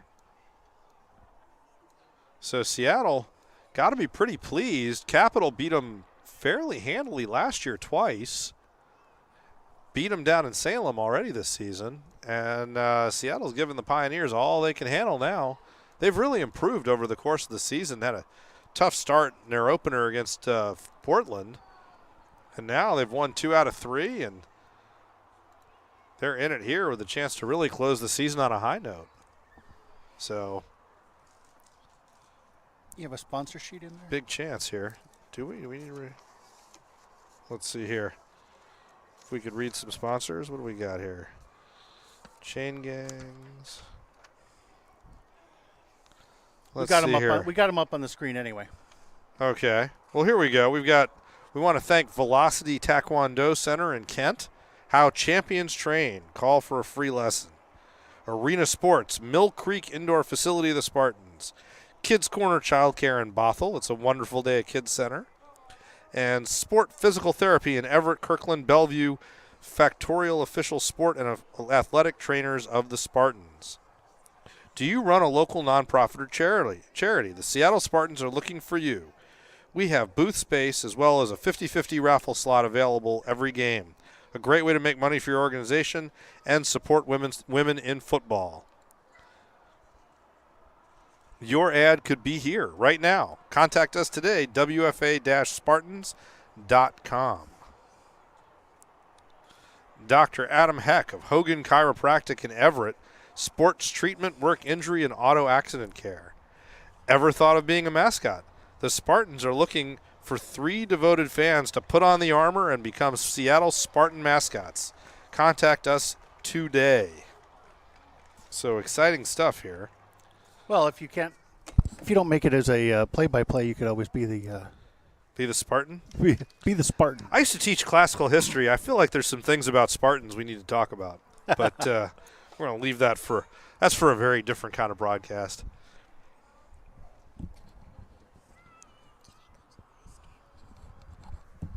So Danielle Dunn here getting some help getting off the field. Just looks like a fairly uncomfortable situation here. Hopefully she's going to be okay. It looks like a twisted her ankle. But getting off the field is a little bit complicated sometimes. Now she's going to get some help. She's trying to hop off, and that's no fun. Well, you got football. You got 30 people. Like, come on, guys. Let's help her out there. No, she wants to do it herself. Yeah. There we go. They figured it out. Now they got it. As long as you don't look like that Australian soccer team and when they dropped the guy out of the stretcher a couple times on the way off. But it looks like she's going to be okay. So here comes Seattle, 1st and 10 at the 34-yard line. 5:24 to go in the third quarter. And the Spartans, once again in plus territory. Lissa Flores, a little late coming on. Will Lee, Missouri. They're still running on the field. And there's Lee, breaks out wide, runs over Missouri, and she finally gets angled out the 15-yard line. Over the right side. 1st and 10. And that's another. That's a 19-yard run. I think they're going to give her 20. Nope, 19 yards for Andrala Lee. And the Spartans are in business here at the 15-yard line. 1st and 10. Pioneers have got to be thinking they're playing uphill this game. Whole game's been down at this end of the field. Wansley, 2 backs, I formation. Hand off to Pelham, and Pelham grabbed from behind and swung down by Karen Lewis, number 52. She got a couple there. Pelham's got that Jim Brown strategy for getting up. You know, it's like Brown always was a little slow getting up after each tackle. And they gave Pelham 1 there, so it'll be 2nd and 9. And this time, Gerardo splits out wide on the left. Lee's the deep back. Kiala and Pelham. There's the pitch. Lee finds a hole, and she gets ragdolled down at the 10. Thrown down, but she picked up, not before, she picks up 3. Brings up 3rd down and 6 for the Spartans here. A little rotation for the Pioneers. Catherine Girton comes in for Missouri.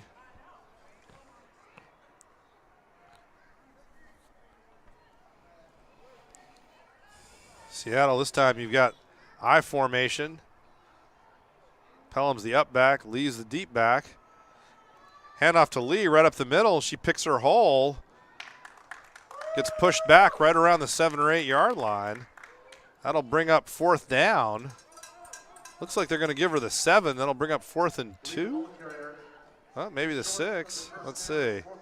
Yeah, they're going to take, she got to the 6 yard line. Bring up 4th and 1 for Seattle. Flores comes in quickly as Capital continues to rotate. Finneran comes off. Once again, everybody in tight for the Capital Pioneers. Pelham the up back, Lee the deep back. There's the handoff to Lee. Gets in the line, and it looks like she's got it. She needed to get to the 5, and she got to the 4. 1st and goal. Capital, Clarissa Adams wants off. And Carson Lewis comes off as well. Capital trying to stay fresh here as Seattle just sets up. So they've gone 52 yards so far on this drive, 2:20 to go in the quarter. There's the pitch to Lee. She's got room to the outside, one to beat. She does, and she's in. Touchdown, Spartans. Andrala Lee. Off tackle, Alyssa Flores wants to substitute. Nobody wants to come in for her because everybody's tired over there for Capital. A 59-yard drive for the Seattle Spartans, and they take their first lead of the game, 12-6. Looking at the two-point conversion here. 2:10 to go in the third quarter, and the Spartans are on top. Once again, I formation. Ashley Gerardo out wide on the right here. She's split wide. And there's Lee up the middle. Breaks a tackle, and she's in. Two-point conversion is good. And the Seattle Spartans are up 14-6 with 2:10 to go in the third quarter. And the Capital Pioneers are facing a deficit here late in the game. Big change for the undefeated Pioneers. And for Seattle, winners of 2 of their last 3, looking for a chance to end the season really on a high note. Capital looks like are they gonna call timeout, or they're just getting set for the kickoff here? Can't see the play clock from where we are. I would say they're just getting set. Yeah, I think everybody's got to get set. Seattle, not a really big roster for the Seattle Spartans today, but they've been really effective. And they'll kick off. This is Capital's big chance to kind of get the ball in decent field position on the kickoff. Because in the WPA at this level, you figure the kick's not going to go more than 20, 25 yards. It gives you a chance to really, set up a return, particularly if you're Capital. Willow Lee, Missouri, really dangerous, very quick, elusive returner. And they'll have Catherine Girton back as well. Although I don't know. Oh, there's Missouri coming back there. So they'll be deep. Jennifer Kennedy, Kate Putnam. I'm trying to see what that is they have on their shoulder pads or on their shoulder jersey there. What is that? The little crossed axes thing. Oh, yeah. Yeah, so Katie Putnam's the up back here. Phaedra Keaton's going to kick this end over end. It's short, wiggly, and Capital's just going to cover it at the 49-yard line. It'll be 1st and 10 for Capital. 1 yard into Seattle Spartans territory. Really their best field position since their opening drive. And Seattle 14-6 up ahead. And I do not know what this motion by the official means. I think it's give me the ball. Okay, must be. 1st and 10 at the 49-yard line. Capital breaks the huddle. Seattle, that 43 defense. Ashley Gerardo, the one high safety. Handoff up the middle. And number 29, Alyssa Gutierrez, knifes forward, gain of 5 on the play, 2nd and 5. Capital does a lot out of that sort of pistol formation. They can hand off and go right down the middle. All kinds of misdirection for the ends, little run pass option. Missouri comes off on this play. Gutierrez in there for Dunn. Don't see her coming back in right now. Curtin hands off inside on the delay, and they got another 3 or 4, but not a first down. It's going to be 3rd and 1. Maybe no, 3rd and. Looks like 3rd and 2.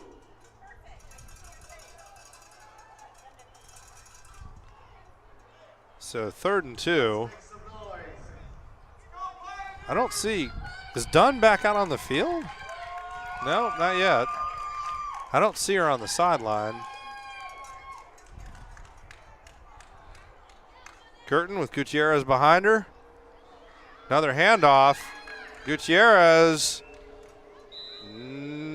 going to depend on the spot. I think she's going to be just a little bit short, but we'll see. Nope, they calling it. And they're calling it a first down. She got two, needed two, and they gave her 2.5. So first, they actually gave her 3. So 1st and 10 for Capital at the Seattle 38. So they pick up the first down. This is their deepest penetration since that opening drive. So we're in the last 30 seconds of the quarter. Capital looks like not in any big hurry to get off a lot of plays here, but they'll get one more before the quarter. Girton calls for the ball. Handoff up the middle. And Flores gets outside, breaks the tackle. And a big play, 19-yard gain down to the 20 for Alyssa Flores. And suddenly Capital with their first real sustained drive since they opened the game. And they're at the 20, first down, 10 yards to go. Missouri checks in, and that'll be the end of the third quarter. Seattle 14, Capital 6. And we'll be back for the fourth quarter after this. It's a wonderful day at Kids Corner in Bothell, Washington. Come see us today and meet our loving teachers, which will provide your child with a full day of activities, including art, STEM, music, language, and more. With diapers, wipes, transportation, and meals included, it's a wonderful day at Kids Corner. Come see us today. Kids Corner in Bothell. Living Well Clinics located in Marysville and Monroe, serving the Snohomish County area, a Seattle Spartans sponsor. Check them out today for massage, acupuncture, injury rehabilitation, and chiropractic. Living Well Clinics, a Seattle Spartans sponsor, helping you to live well. Check them out today, online or in person. And welcome back to Kent, Washington. My name's Dave Morris, here with women's professional football. The Seattle Spartans holding on to a 14-6 lead over the previously undefeated Capital Pioneers out of Salem, Oregon. Capital looking to get into the playoffs where they'll take on the Arizona Outcasts in the Division III playoffs. Seattle, they have a chance to win their third out of their last 4. Willie, Missouri, back and forth. And she just covered about 30 yards to lose 2 there. It's going to bring up a 2nd and 12. Oh, they're going to give her half a yard. Wow. I'm not sure how they determined forward progress on that play. But I'm all for giving her the half yard for effort because Willie, Missouri, that was designed to go left. She got back to the right, and then she got kind of pinballed around. So 2nd down and 9.5. Girton, Alyssa Flores back behind her. Flores just ripped off a 19-yard run here at the end of the third quarter. Capital looking to throw. Got a receiver out there, and I think they're going to call that a catch. Looks like Holly Braitley caught that in space. She did. That'll bring up 3rd down and 5, so a 4-yard gain. Well, 3-yard gain. Down to the 16-yard line. So 3rd down and 6 for the Pioneers. But Braitley ran that little out pattern. Found a soft spot in the Seattle defense. And now Girton. Gonna look here. They got Missouri in tight on the right. There's the handoff. Flores. She runs over one Spartan, but not a second. And Andrala Lee is taking this team on her back a little bit. Loss of 4 on the play. Or loss of 3 on the play. Andrala Lee just took Alyssa Flores. Alyssa Flores was able to run over one Spartan, but that was the end of that show. And it'll be 4th down and 10. Big chance for a stop here with the clock ticking.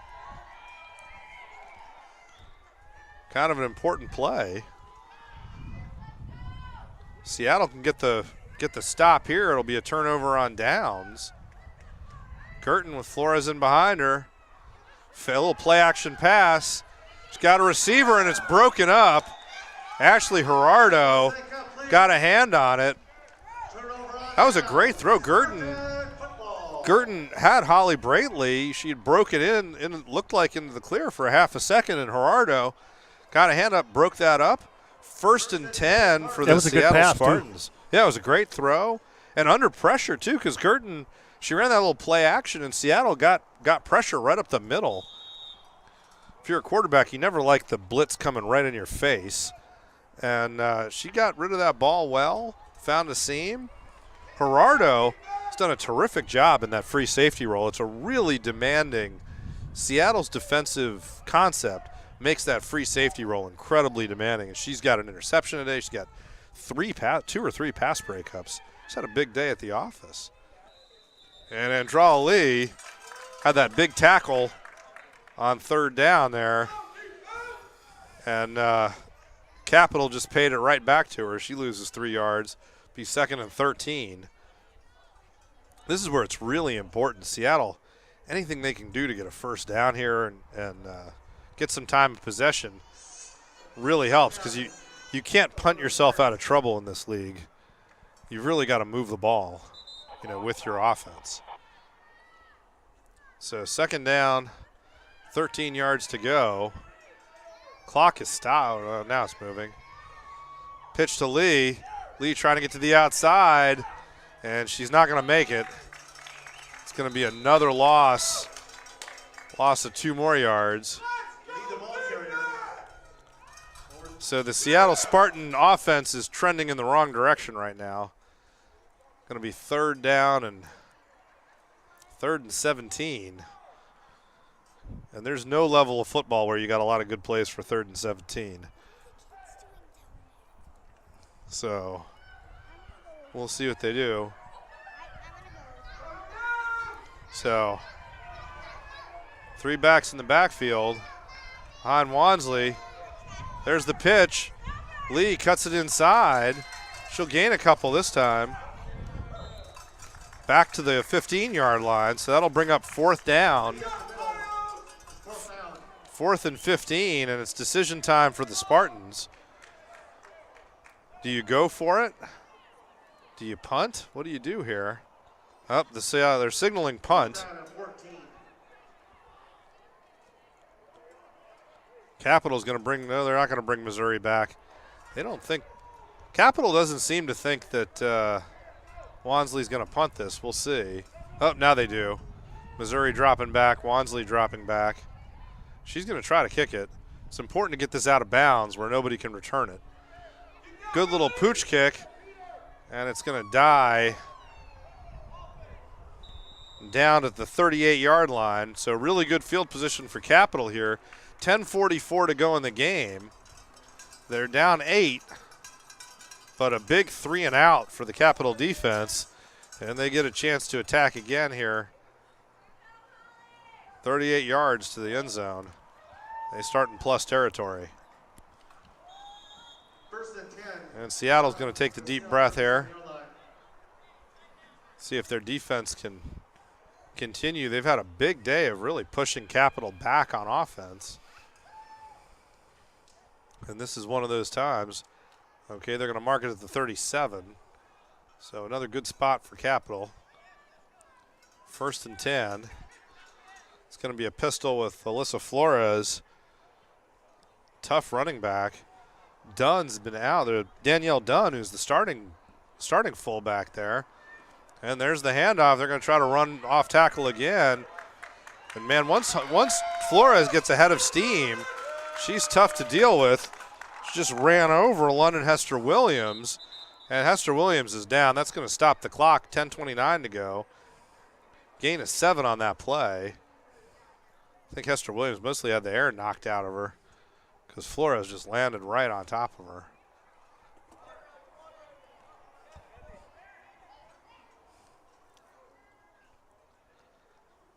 And for Seattle, it's going to bring Katrina Rooks into the game from Marysville.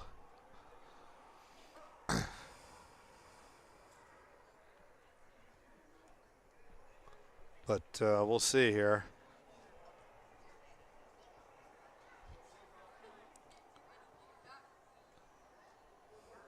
Seattle, I thought it was more where she had her wind knocked out of her.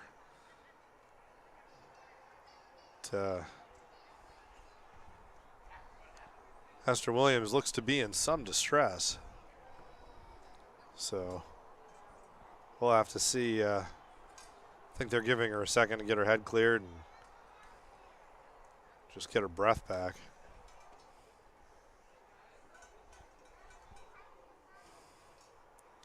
Meanwhile, the Spartans kind of regather, need to sort of gather themselves because it's going to be second down, 4 yards to go, or 2nd and 3. I'm sorry. For the Pioneers once we resume playing. This is a good chance to thank our sponsors one more time here.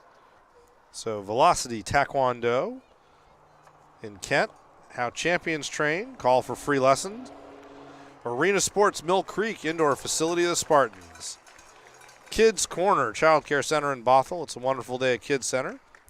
And Sport Physical Therapy in Everett, Kirkland, Bellevue, and the Factorial, the official sport and athletic trainers of the Spartans. Spartans also want to recognize Dr. Adam Heck of Hogan Chiropractic in Everett, sports treatment, work injury, and auto accident care.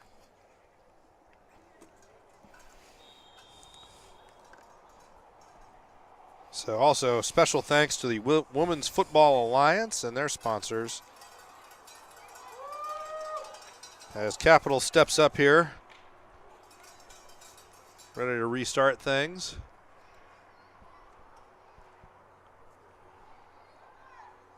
Girton in the pistol, Flores behind her. Play action pass, there's the throw, and that's a little bit ambitious there. Over the top of Madison Gibney. The pass was intended for.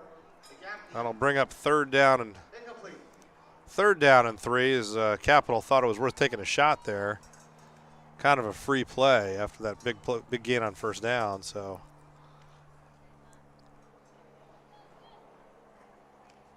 here they come again.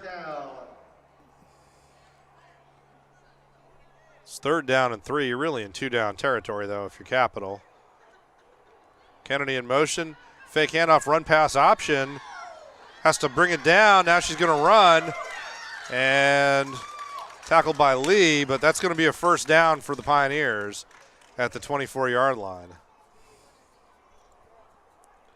The hard part with a play like that is that you get guys going downfield if she throws, but since she didn't throw the ball, can't have an ineligible player downfield. So 1st and 10 at the 24-yard line.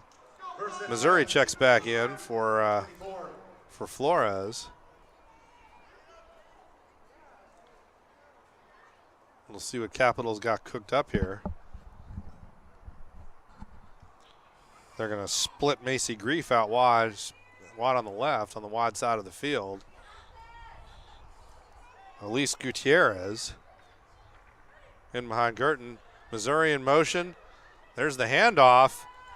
And that time, a lot of misdirection set up for Kennedy. All those fakes really didn't fool anybody, and it'll be 2nd and 10. They might give her a yard. One of the Capital players is down. I think she twisted her ankle. Number 3, Clarissa Adams. Gonna need a little help getting off the field. Officials timeout on the field. So we have a timeout on the field, and we're going to take one here as well. We'll be back after this. It's a wonderful day at Kids Corner in Bothell, Washington. Come see us today and meet our loving teachers, which will provide your child with a full day of activities, including art, STEM, music, language, and more. With diapers, wipes, Transportation and meals included. It's a wonderful day at Kids Corner. Come see us today. Kids Corner in Bothell, Washington.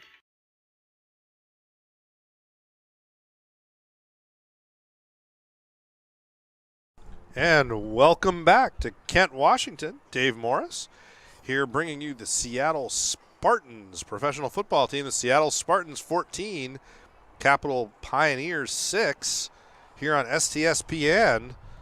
The final game of the regular season for Seattle. And we're waiting while Capital tends to Clarissa Adams twisting her ankle. I think she's going to be okay, but it's going to take her a minute. Meanwhile, 2nd down and 10 as the Pioneers try to figure out how they're going to get. It's a tough 24 yards for them from where they're at to the end zone. Made slightly more difficult now. Player down. See what they do. Actually, looks like probably a cramp more than anything else. Got to stay hydrated. There you go. Got to stay hydrated. They're carrying water around. Oh, referee doesn't feel he needs to be hydrated anymore. Well, the one ref over here got a drink. Oh, there you go.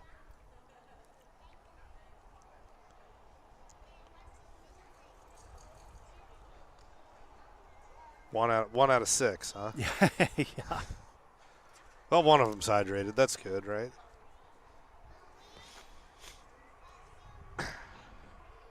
We'll see here.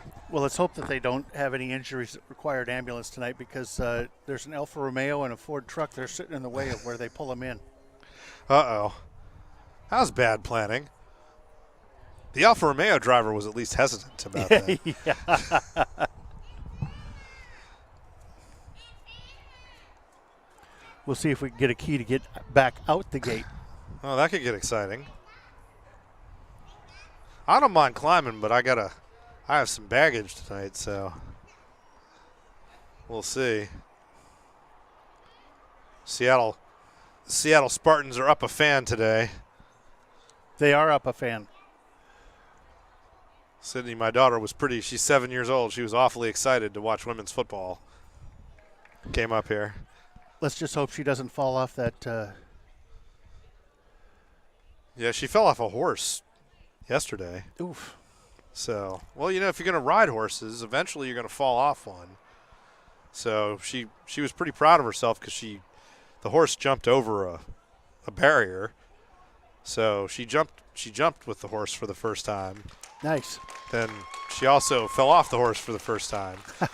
So that was a lot of excitement for one day. So today, hopefully, that's a lot lower. Of course, it's not grass, but 2nd down and 9. But it looks like everybody's off the field, feeling better. Adams is back on her feet here, walking a little gingerly, but she's okay. They're going to give her a lot of Gatorade. Take her helmet. 2nd down, 9 yards to go. Lissa Gutierrez gets the handoff and meets Charity Reed right in the middle of the park. That's not a good situation if you're a running back trying to gain yardage. And that's going to bring up 3rd down, and referees are basically playing around, moving the ball in about a 6-inch area here. So that's going to bring up 3rd down and 3rd and 9. So no gain on 2nd. 2-down territory for the Pioneers, but they're going to have to do better than a yard every 2 plays to get a 1st down. Gutierrez in there again behind Gertens. 2 fakes. This time she's going to throw looking for Missouri. Missouri with the over-the-shoulder catch. Breaks the tackle. Gerardo came over the top. And Willie, Missouri, there's no touchdown signal. Referees are having a very, very long discussion. There's a flag down, ineligible receiver downfield, and that's coming back. It's going to be a 10-yard penalty here, I believe. So looked like things were about to tighten up Instead, 5-yard penalty. they're going to walk this one off. Let's see. Yep, they're going to walk off a 5-yard penalty. And it's going to be third down again. This time, third down and from the 28-yard line. So third down and 3rd and 14 for the Pioneers. As Will Lee, Missouri made a great over-the-shoulder catch there, broke a tackle, and it's all for naught coming back. So 3rd and 14, 7:50 to go in the game here. And they're going to throw again. Pressure from Seattle. Throws a little bit short. And they're going to let her get up and try to run there. I thought Holly Braitley was down. She got it down on a knee to catch the ball, but I guess either didn't touch or got up before she got the ball. I'm not sure. Anyway, picked up 6. That'll bring up 4th down. And 8 yards to go. Alyssa Flores checks back into the game. Will Lee, Missouri back in the game also. Big play here for Capital. Really, they need to convert here on 4th and 8, keep this thing going. Clock's running, going to be under 7 minutes by the time we snap. Seattle with the 8-point lead. And they're looking to turn this ball over on downs. Gerardo dropping a little deeper. Missouri or Kennedy in motion. Handoffs to Missouri. She's going to try to bounce it outside. That doesn't work. And down she goes at the 25-yard line.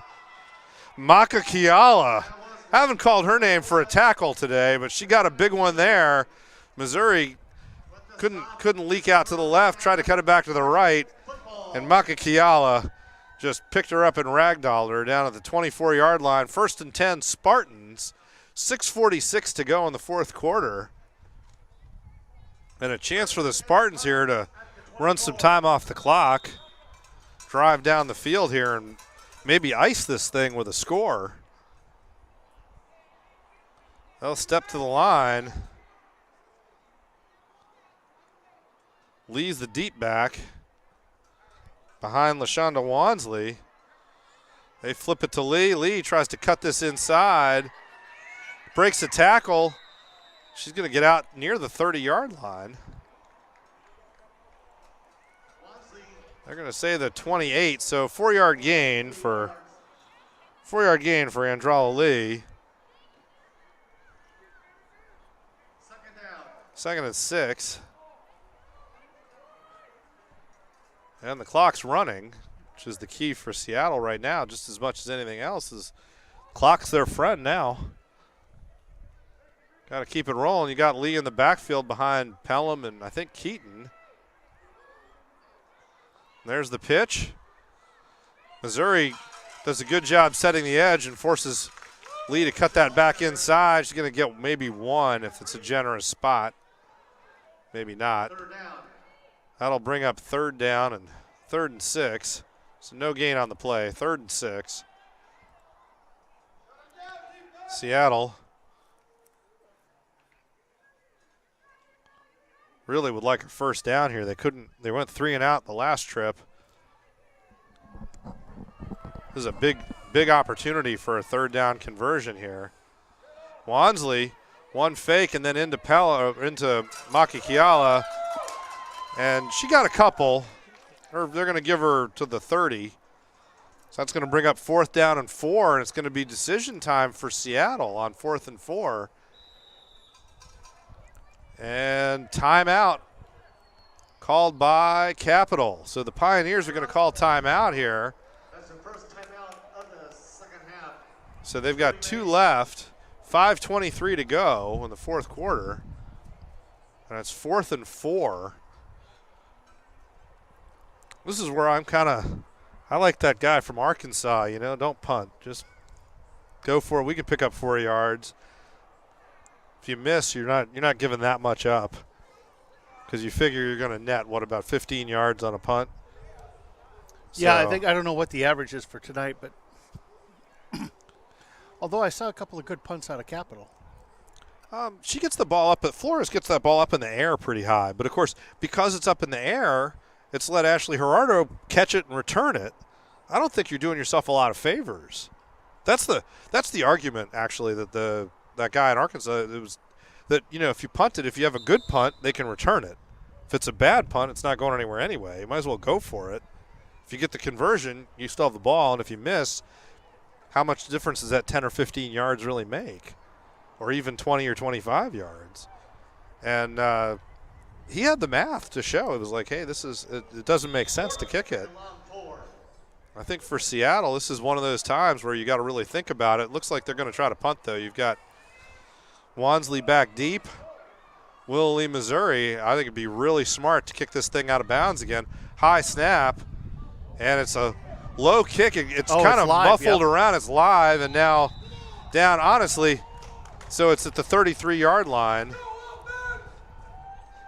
I don't know. I think that Arkansas guy's onto something. So 1st and 10 for Capital, 5:15 to go in regulation. I don't know. I think they could have done better running it. Yeah, I think it pays to go for it. I don't think there's the incentive. The other thing is you could run Wansley out wide. If she doesn't think she can make it, let her punt it then. That brings up Capital, and then the ball's just rolling back there. And you're going to maybe get you get a bigger net. But that's why I'm up here and coach is coaching, right? So that's correct. That and we get to second guess it all. Well, that plus I refuse to work for that kind of wage. I did my time. And here's I think that's Alyssa Gutierrez going up the middle. She worked awfully hard there to pick up 2, maybe 3. We'll call it 3. 2nd down and 7. Clock's running as we get under 5 minutes now. Missouri comes out. Braitley comes in for Capital. They do a good job rotating players. They've got a good-sized roster here, and they get people in the game. Girton in the pistol. Little handoff up the middle here, and down she goes, caught from behind by London Hester-Williams. So London Hester-Williams was in some distress there on the last series. She's back in there, and this time she got smart. She tackled her from behind, took her down. She didn't get in front of her. Yeah, I don't think that you're stopping her very easy from the front. Well, the other thing, that's good. That's Gutierrez, and then Flores is the one, man, when 0-0. When Alyssa Flores gets going downhill, man, that's a lot of force coming right at you. She's back in there again behind Girtons on 3rd down and 7. And you don't want to let her get a lot of momentum. Here comes the throw to Missouri. Little flip pass.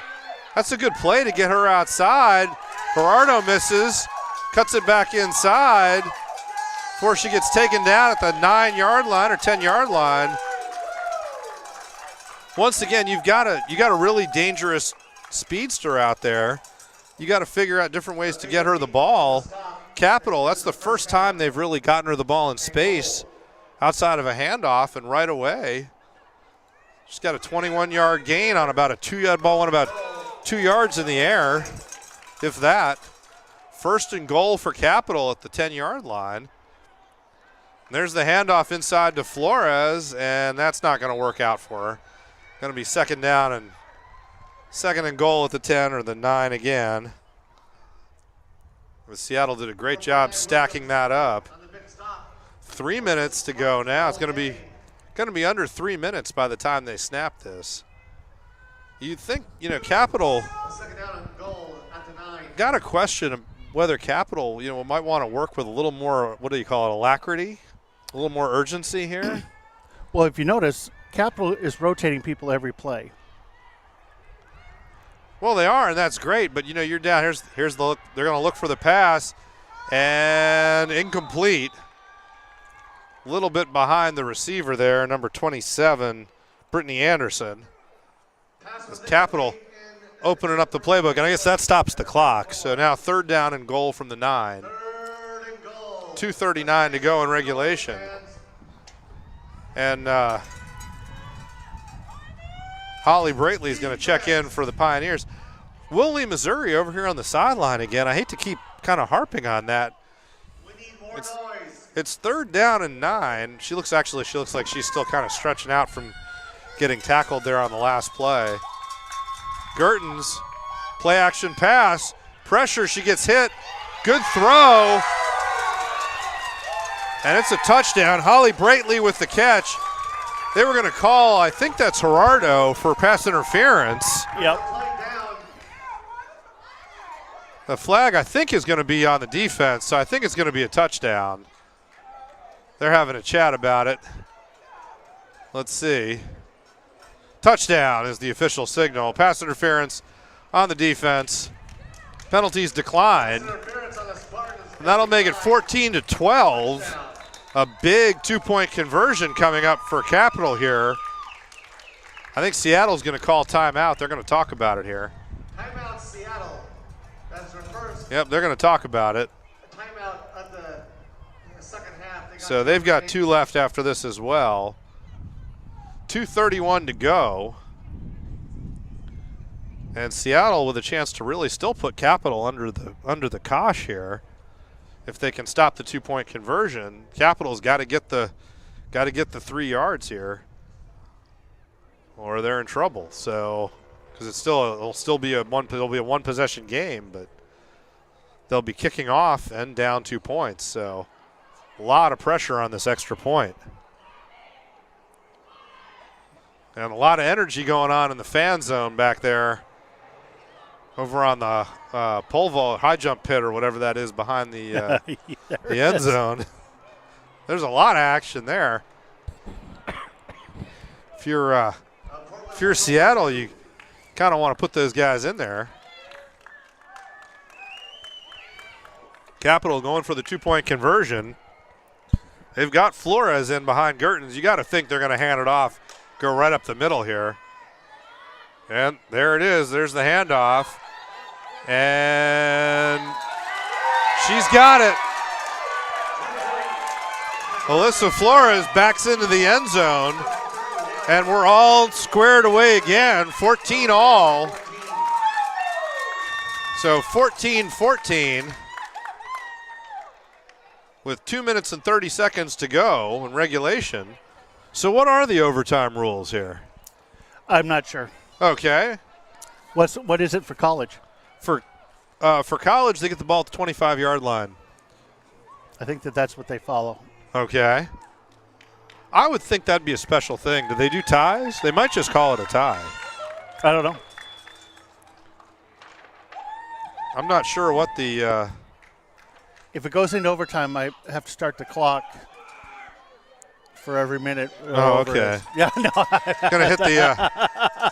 I know. Calculator out. I do know our super fan over behind the end zone there, Sydney, will be enjoying overtime because every minute past bedtime is a celebration for her. Better believe that action. And we just passed bedtime about 20 minutes ago, so also means that every minute past bedtime means slightly grumpier tomorrow. But we're not going to worry about that tonight, right? So, be interesting here. Alyssa Flores, do you go for the long kick? Or is it time for an onside kick, try to win it in regulation here? What are they going to do? So, Flores, looks like it's just going to be she's just going to boot it. Left-footed end-over-end kick, and Gerardo is going to smother it at the 31-yard line. So 1st and 10, 2:30 to go. And the Spartans really kind of going to need to open up the playbook a little bit. Since the touchdown drive, after they spent about a quarter and a half or 2.5 quarters in the Capital end, really dominating time of possession, moving the ball. It's 2 straight 3-and-outs. And now it's really, this is the moment here where can Seattle open the playbook a little bit, spread things out. Makakiala out wide here, split on the left on the short side. Pelham and Lee going to try to get outside, and is just swarmed by that Capital pursuit. Loss of 9 on first down. It's going to bring up 2nd and 19. Well, they're going to give her, they're going to say loss of 7. They're going to give her the 24. So we get under 2 minutes here in regulation.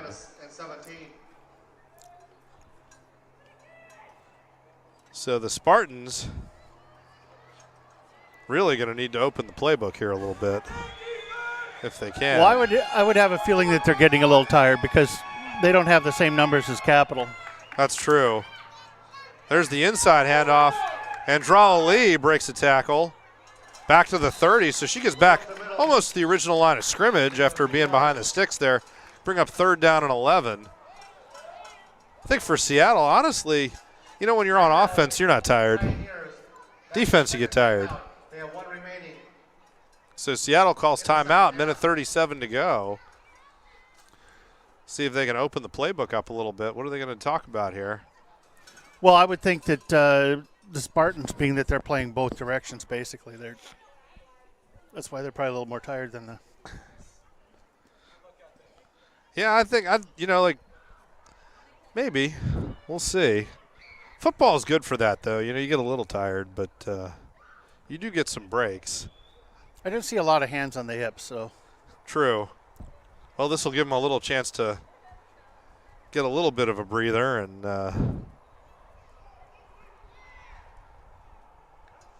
they've got a chance to put together a little bit of a 2-down set. Capital, the other thing is Capital plays their defense they're so compressed defensively.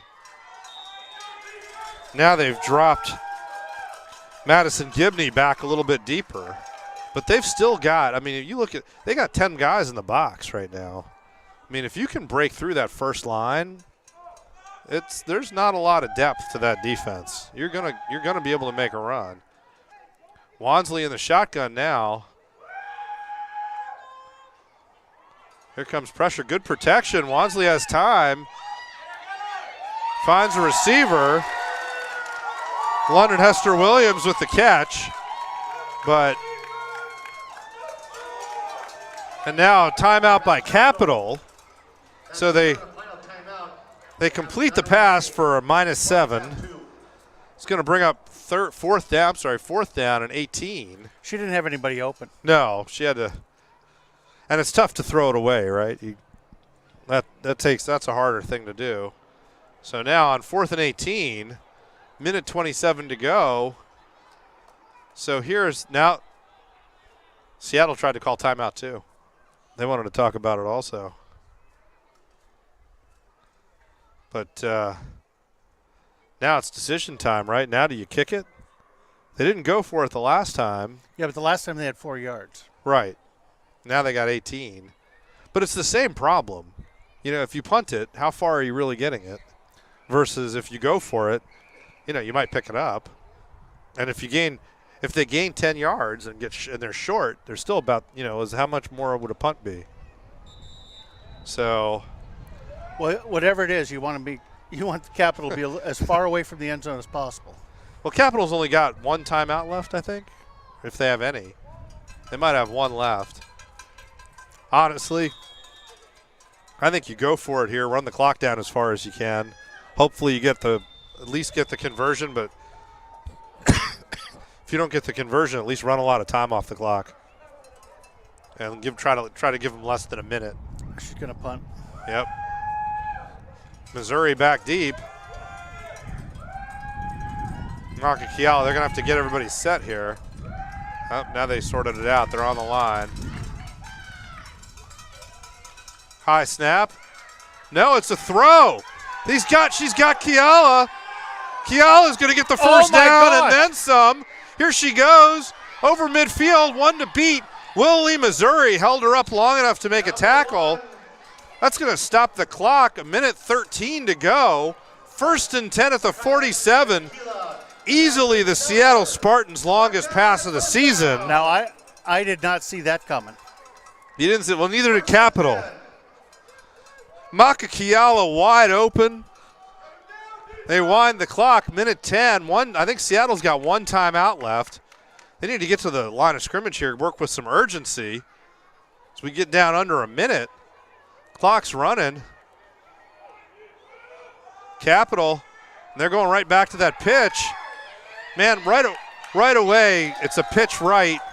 Capital immediately gets 4 guys in the backfield, and it's 2nd down and 16, and we're right back where we were a minute ago. And now a timeout called by Seattle. So Seattle going to use their last timeout, 42 seconds to go. So Capital just those little sweep plays off the pitch. Capital's just getting so much penetration. Really, the best thing that Seattle's done when they've penetrated is just when Lee turns around and runs the other way. I mean, really, because that's what you got to either counter or misdirection, something, because you're not going to run them down. So because they're outnumbering Seattle at the point of attack on those sweeps. So you figure you got 2 running backs as lead blockers.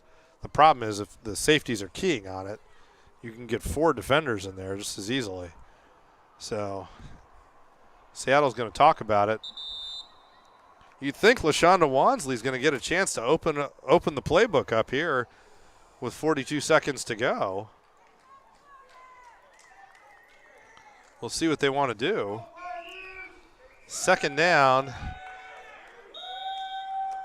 2nd and 16.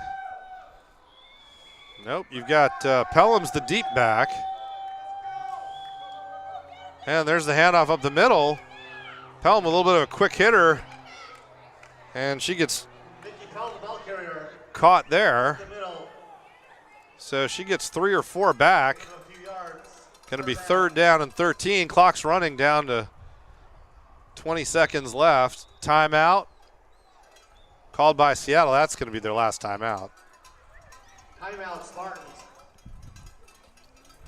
That's the 3rd and final timeout. So Seattle calls timeout. 3rd down and 12 here. See what they've got cooked up. Sid, make sure you have your coat. Your coat. Right. Go. Make sure you go get it. We have to get our belongings here. Our super fan. That's right. Super fan left her coat back there.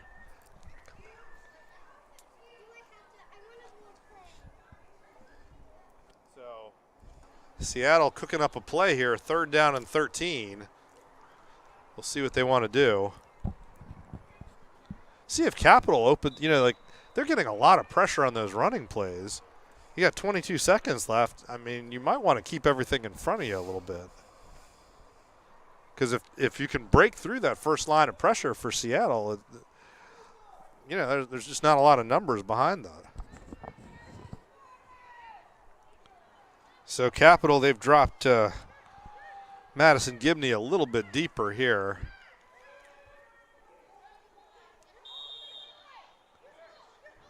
And Watson's going to be in the shotgun here. Looks like the Spartans are going to open up the playbook a little bit. They got an extra receiver out wide. So they actually did fool him. There's the throw. And incomplete.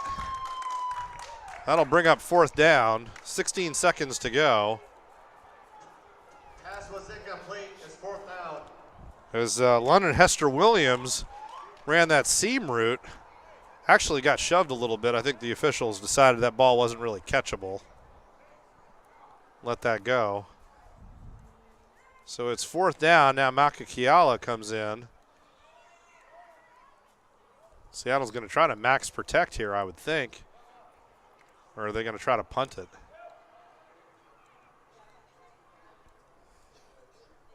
Watson back. Looks like she's going to throw it here out of the shotgun. Crawls for the snap. Lee goes in motion. She runs down that seam route. There's the throw, and it's incomplete. Broken up by number 7, Jennifer Kennedy for Capital.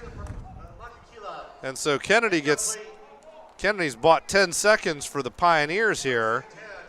14 all. So Capital's got time for one more play here. I think they're out of timeouts.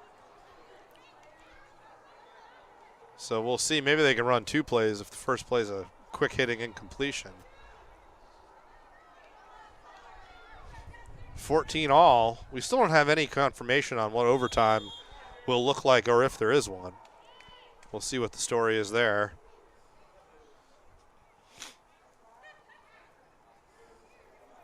I never understand a big huddle right now. There's 10 seconds left. You just got possession. Surely everybody knows what the play is. Curtin. Fake. Now a handoff to Willie, Missouri. And that'll do it. That's gonna end at least regulation. And then after 4 quarters, we are tied at 14. So we're waiting to see if there's an announcement here. After Going overtime. we are going to overtime. So now we get to find out what overtime looks like. See if we got any information from the booth here. So we're not sure what the Women's Football Association overtime rules are. Referees are going to have a bit of a confab here. Captains are coming out. I'm assuming they'll either start play at the 25-yard line or the 10. And kind of go from there.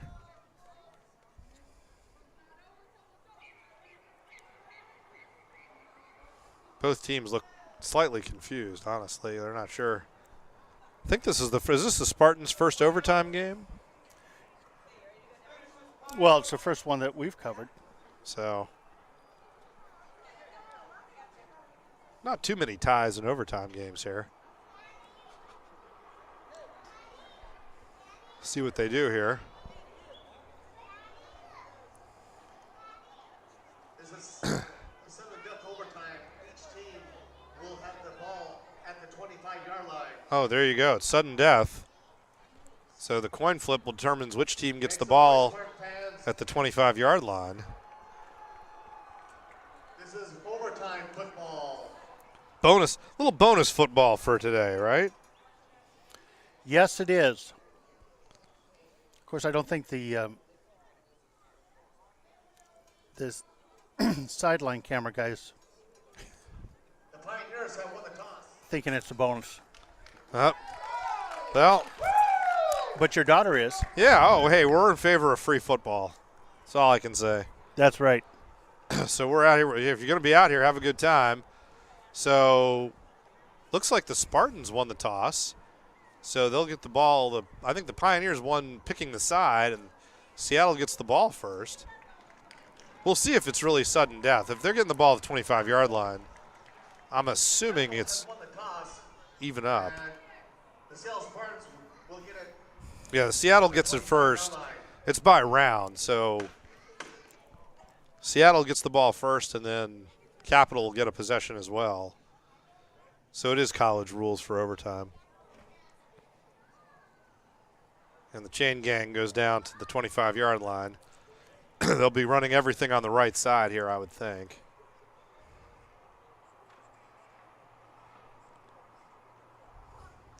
I think all 4 touchdowns got scored down here anyway, or 3 of the 4. 3 of the 4. Yeah, I think so.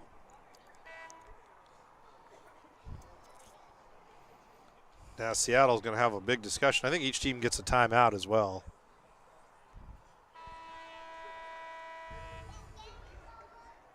So they're going to run this with the clock off. Seattle ought to run that pass play to Maka Kiala again. Yeah, I don't know if they're going to be caught. Let that by again. I think that honestly, I think if they can keep Wansley clean long enough for the play to develop, I think it's an easy one because Capital's playing one high. You know, everybody's on. They're playing 10 players in the box every play, so you can You can leak her out there. The problem is you got to figure out how to keep everybody off your quarterback long enough to throw it.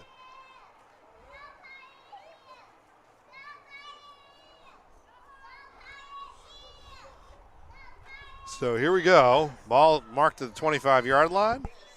And we have a super fan behind us. Yeah, the Pioneer super fan. She's pretty excited. All the little guys, it's past their bedtime. They got a lot of energy. They're going to have a lot of energy until they melt down completely. Pelham's the up back in the wishbone.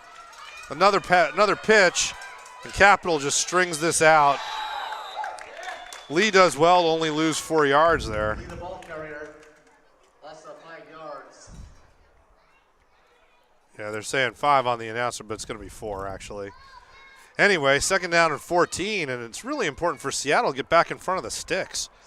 Their offense, since they scored that touchdown, their offense has been operating behind the sticks, and that is a tough place for a run-oriented offense to work from.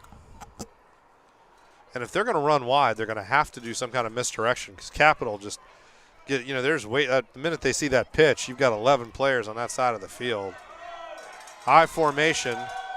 Gerardo split wide right on the short side. Lots of room on the left. Handoff up the middle to Pelham.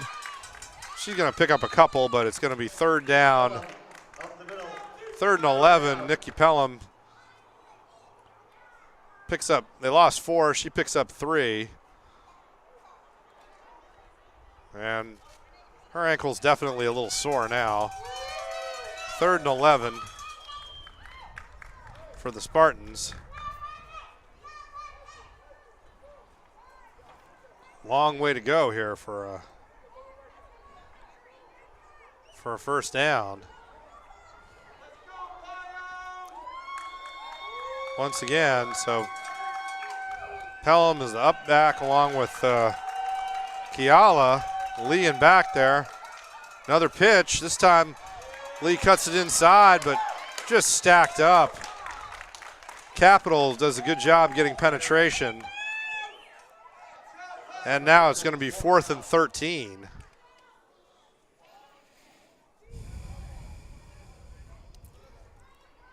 Well, they're going to say 4th and a long 12.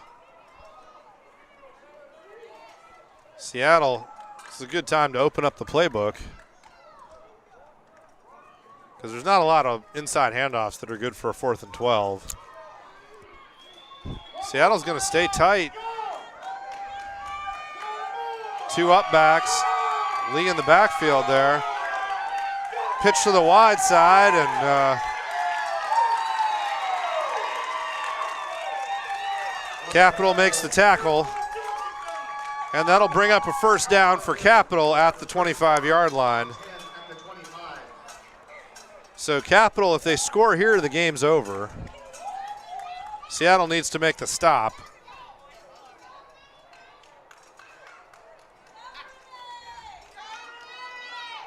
Now let's see, are they going to make Capital go down to the other side of the field? No, they're just going to play here, okay. So 1st and 10 Capital at the 25.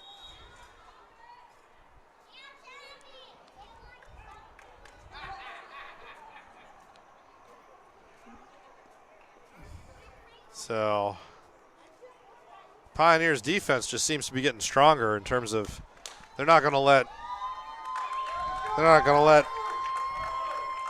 Lee, Andrella Lee, just run outside. A little bootleg pass, and Gertens one-hopped that to a receiver. She had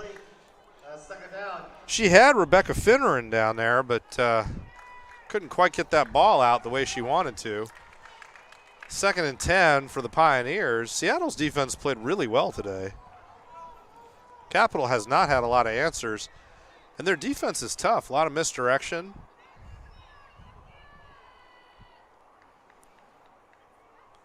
They're going to step up to the line here. Alyssa Flores in the pistol here. You got to think they're going to hand it to Flores here on 2nd down. And there it is, handoff right up the middle. And she breaks a tackle. And a really hard work. She earned every bit of those 3 yards. It's going to bring up 3rd down and 7.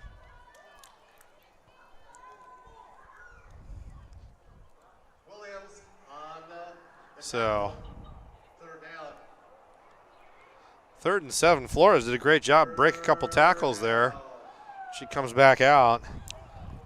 Alyssa Gutierrez is going to be the back. Holly Bratley had the touchdown catch in the 4th quarter there to tie the game.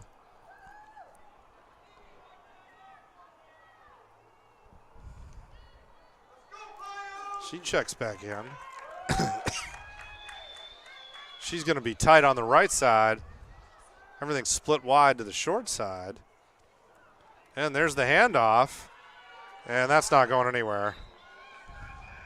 Both teams, when they run their base handoff, Lead with the tackle.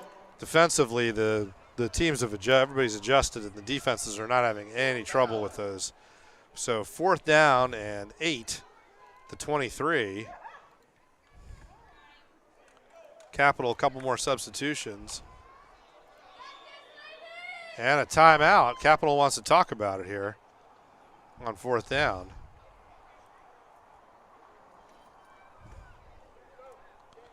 We're going to enter a new realm of way past bedtime for our super fan here.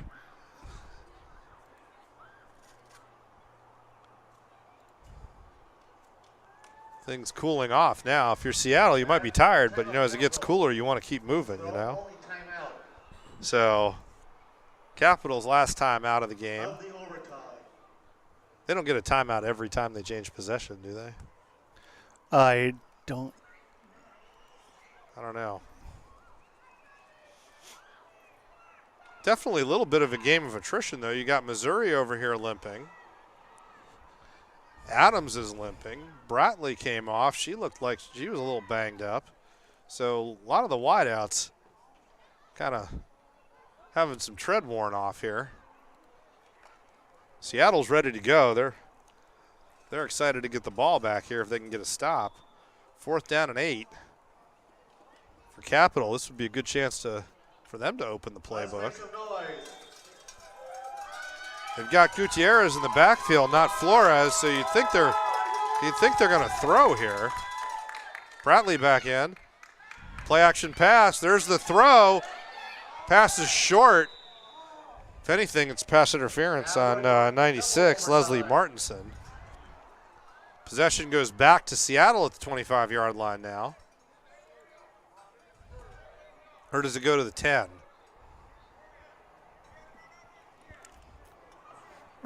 Aren't you the college advisor? You should know that. Well, the college people keep changing the rules too. Ah, But I advise people on playing in college, figuring out what kind of crazy overtime rules they figured out for this season. That's outside my pay grade. On the 25. I know the high school start at the 10, right? I would say yes. I still remember the first time I saw that. That's exciting stuff right there. They get it right at the 10. The college is at the 25. I think extends the game a little bit. I think the NCAA, it was the 25, and then I thought they went to, after 2 rounds, they get it at the 10-yard line. But we'll see. So Capital gets it first this time. So the ball doesn't go back to Seattle. Capital gets a new set of downs here for the second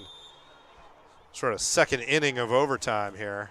Oh, they swap. Yeah, they swap order. So Bratley in motion, handoff up the middle, and a little 3-yard gain there. 3 yards used to be 3 yards in a cloud of dust. Now it's 3 yards and some rubber. 4 yards. They're going to call it 4. Okay, 2nd and 6. sort of a generous spot.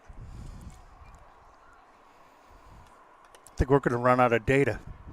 Artilla Utley checks in there. Bratley back in the game now.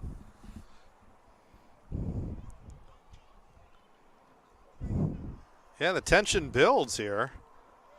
And for Capital, yeah, their top wideout seems to have cramped up. She hasn't been in that last possession or the overtime. Makes it tough. 2nd and 6. Another handoff. And Down to the 16, 17-yard line. Going to bring up 3rd and short. So Capital looks like they're in a pretty good position to get a first down. They're going to bring Flores back in. Oh, they got the first down. Oh, they did. That's an incredibly generous spot. That ball was never got anywhere near the 15-yard line. It's just the 16, 17. Maybe the rest want to go home. Well, I don't know that making it a fresh 10 gives them you'd want a 3rd and short. Maybe they could punch it a little further. But that's a very generous spot from the officials. Hope the league pays for these guys. If I was Seattle, I'd feel bad about it. Another handoff. Here comes Flores. She gets going north-south, pushing bodies, and she's going to get down pretty close to 1st and goal. Looks like a first down. It's going to be 1st and goal for the Pioneers at the 4. As Alyssa Flores just bodies everybody down to the 4. So an 11-yard run. And now Seattle really needs to make a stop here.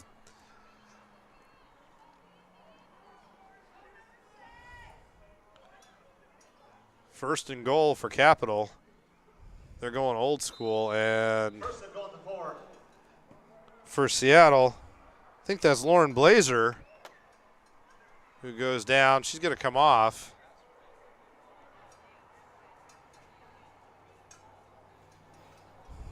And Seattle really doing it with a lot of, this is old school football, you know, 2-way players and everything. I don't know if Blazers just dehydrated or got hit a couple times.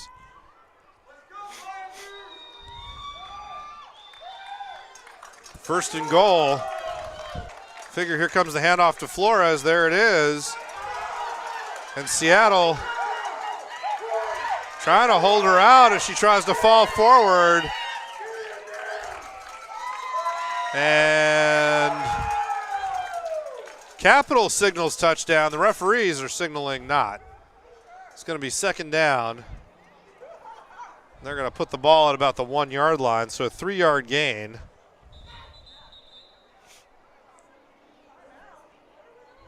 And I think we got an injury timeout. Somebody down for Capital. Nope, everybody's up. Going to be 2nd down, goal to go inside the 1.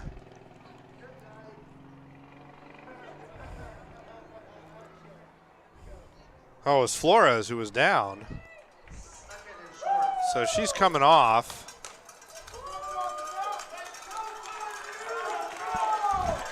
Braitley comes in.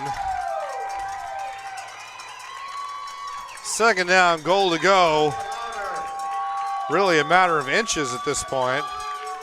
The Pioneers will look to punch this thing into the end zone for their first lead since the opening possession here in overtime.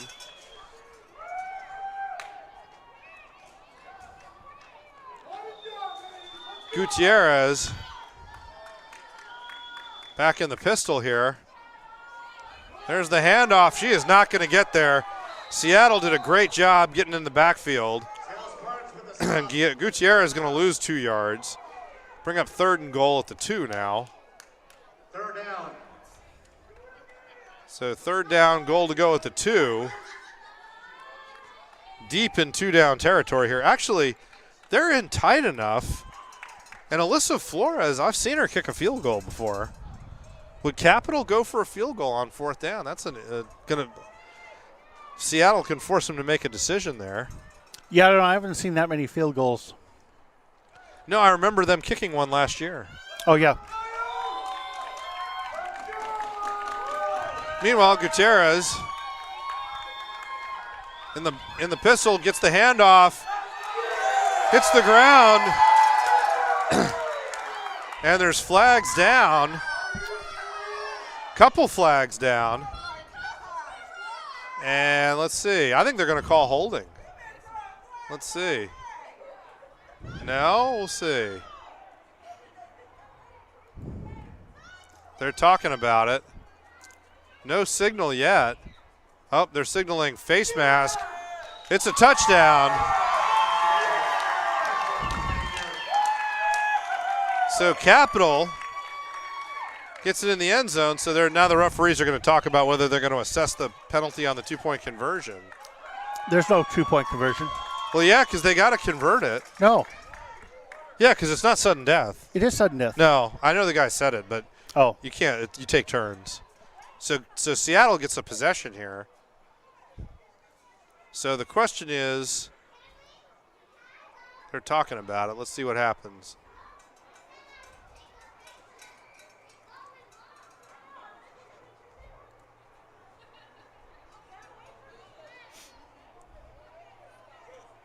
Oh, is there a personal? It looks like there was a penalty after the play. And then Capital called timeout because they're going to have a very long conversation about this. There was a lot of signaling. And now talking to the Seattle coach. I thought maybe they were trying to land a plane. Yeah, I don't know. I can't. They keep pointing to the middle of the field. I wonder if, there was a really late flag. Also, there was a face mask, and then there was a very late flag. So I think they're going to walk. If they're walking off a dead ball and sportsmanlike conduct foul, which it looks like they are, it'll just be the two-point conversion from wherever they've stopped walking. Is that what they're doing? Or are they just doing a lot of gesturing? Looks like just a lot of gesturing. So here comes Capital. No, it's just a lot of gesturing. It's two-point conversion. Meanwhile, Seattle's got a guy running out there with water. Are they going to call timeout? No. Okay. Nope, we're going to play. No, we're not. Seattle's going to get a drink. So Capital called time. Now Seattle's having a drink. I don't know what the referees are doing. There's a lot of gesture. Capital's wondering, too, did they call time? Is that a timeout? What's that? The post-timeout water break. But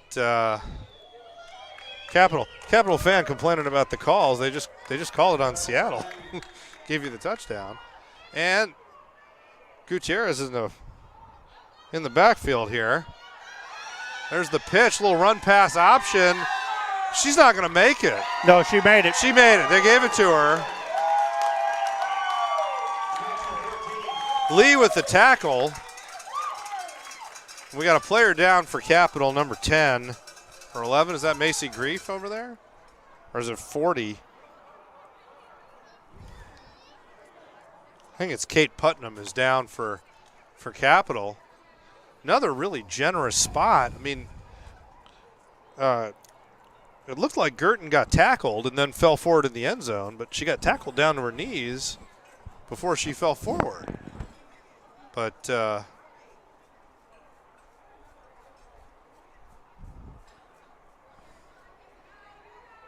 meanwhile, so now Seattle down 22-14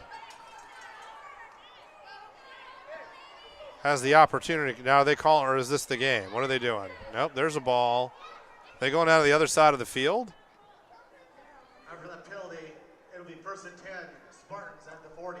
Oh, so the penalty, the face mask penalty, gets walked off on the ensuing possession. So it's first down. Is it 1st and 10 or 1st and? Yeah, it's first. Is it 1st and 10 or 1st and 25? That's the question, I guess. Looks like it's going to be 1st and 25 from where the stick. Nope, they're bringing the sticks back. So 1st and 10 at the 40 for Seattle. Just as a fan, I only have one request. Like, how about we don't run that sweet pitch to start the possession?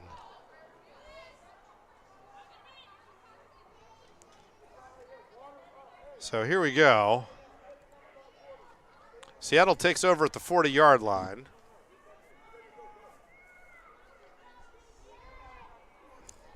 Meanwhile, Capital's got a young woman down on the field here. Never like it when somebody doesn't move that much. I don't like. She's rolled over, so it's not her knee, but she doesn't look like she's terribly comfortable right now.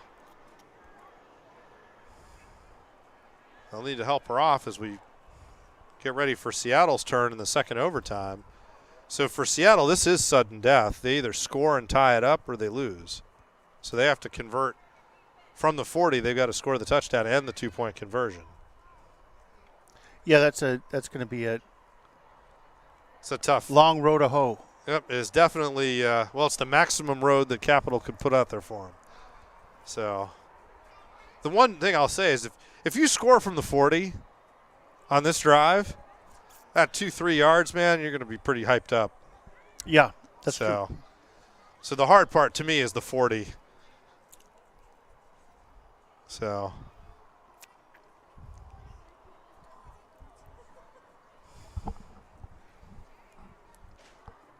we'll see what's going on. They're still tending to, I believe it's Katie Putnam for Capital.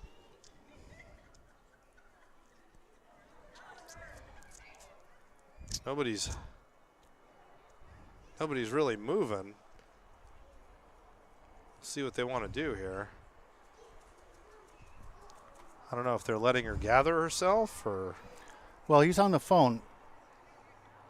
We might have to take a break and yeah, we may have move to a couple cars. Let's see. Oh, I see. The trainer's underneath there.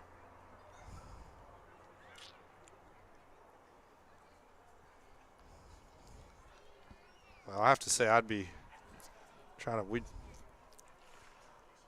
In soccer, we would, we'd want to help her off.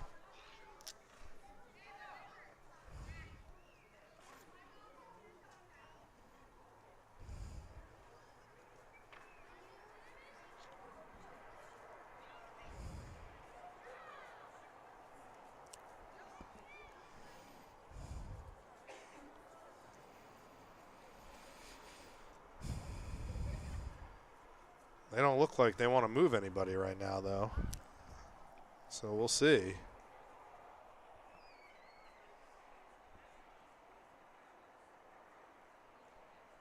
Yeah, because she's not moving. Like,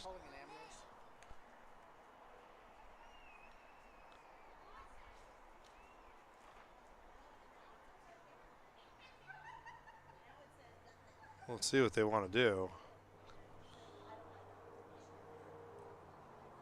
Meanwhile, Katina Rooks for Seattle is supervising. Katrina Rooks.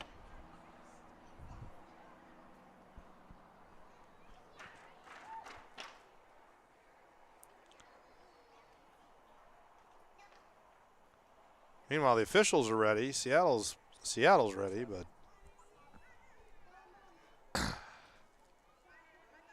we're in a little bit of a holding pattern here with the Capital player down on the field.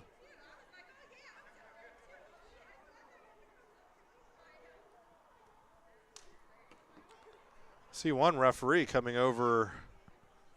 Not sure where he's headed. See Willow Lee, Missouri stretching out again here. Capital finally sending a coach over there. I think that's the first time they've sent a coach.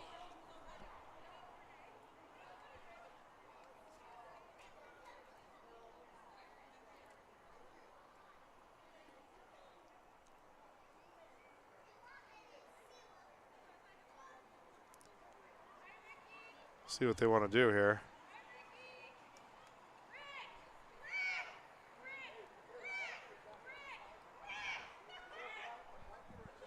Capital's organizing something here. Hey, Coach. Do we have a blanket or a jacket I put over her? Are they calling an ambulance? No, it's just kind of cold. We want to keep her there. I think they are, but. So, yeah, it looks like we're not going to be moving anybody. Then I'll move mine when you get out. Okay. Yeah, here they are.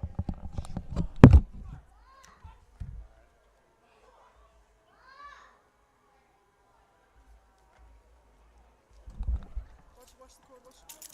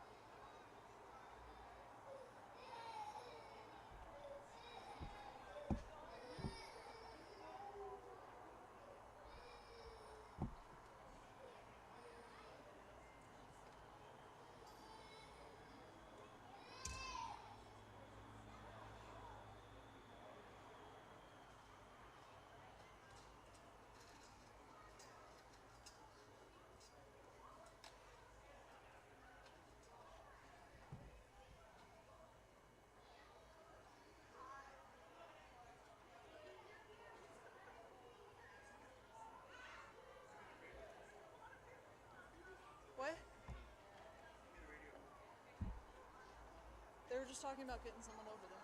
The fire department is climbing over the fence.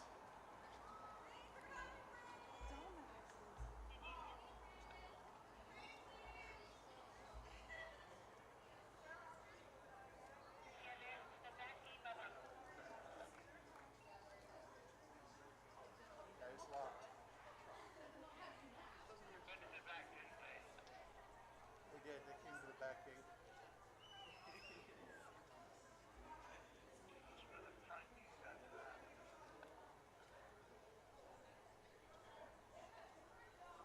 But it's still locked, so they can't get out unless it's unlocked.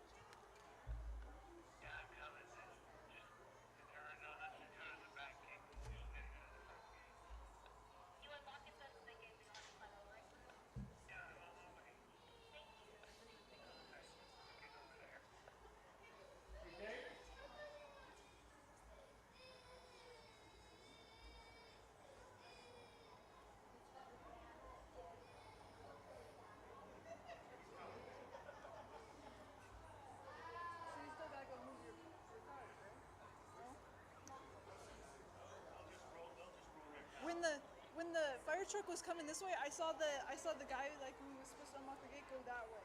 I was like,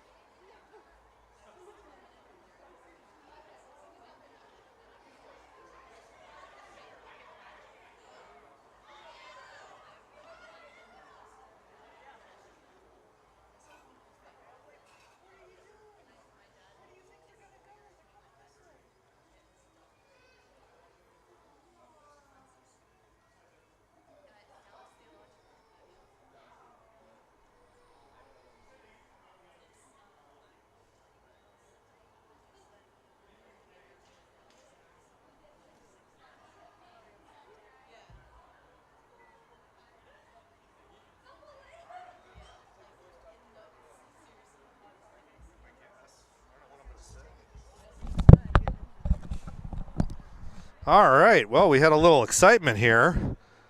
The ambulance is coming for Katie Putnam, who's down on the field. But the on-site administrator for Kent Meridian High School kind of went the wrong direction there. And so the poor ambulance guys had to climb the fence. So he's walking over, not with a whole lot of speed, to open up the gate so they can, because they're going to have to wheel her off here. Hopefully she's okay. But they've made this process about as long and drawn out as you could possibly make it, between being slow to open the gate. And so I was kind of impressed that the fire department climbed the fence. They're pretty athletic, and they took one look at that fence, which is about 8 feet high, and said, you know, that's not going to stop us from helping somebody, and they got over the fence. So bully for them, but difficult position for them to be in because they can't get all their equipment over the fence. I mean, they threw the stuff they could throw over, but hopefully they're opening things up. You can't have a football game and not have ambulance access, though. That doesn't make a lot of sense. I think the other thing, to be fair to the administrator, he certainly broke the turtle barrier there, getting from one side of the field to the other, but he initially went to the side of the field that I think they usually use. So I think they use the main parking lot. This is like an auxiliary thing. It's much closer, but I'll bet you they don't use it for football. Bet you they use the other side. But I could be wrong. Anyway, we're opened up now, which I like because that's where our cars are parked. So if he leaves it unlocked, we'll be able to get in and out of here. Looks like we're now ready to roll everybody onto a stretcher. Capital, it's been a physical game, you know. For Seattle, they've made it work with about 14, 15 players. And Capital's got 4 or 5 players kind of limping around on gamey legs as they load load Katrina Putnam onto a, sorry. Is that right? Katie Putnam, load Katie Putnam onto the stretcher there.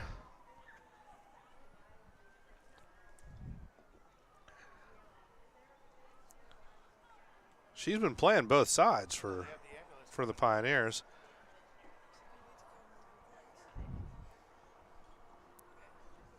He said they shouldn't be coming to that game. Yeah.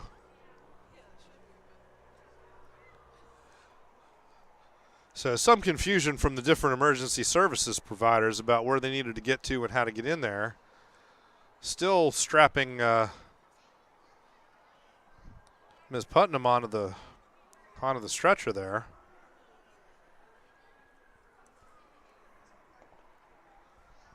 Is the gate open now? All the gates are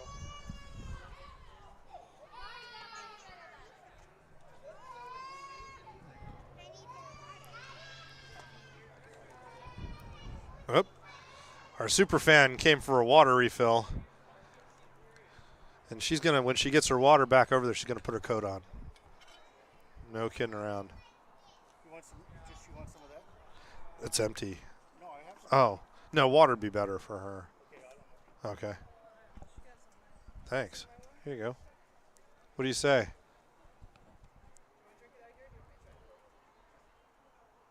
Yep, here it comes the ambulance. Oh, here we go. And the ambulance is coming. See, I think they're going to come in over here. No? Nope.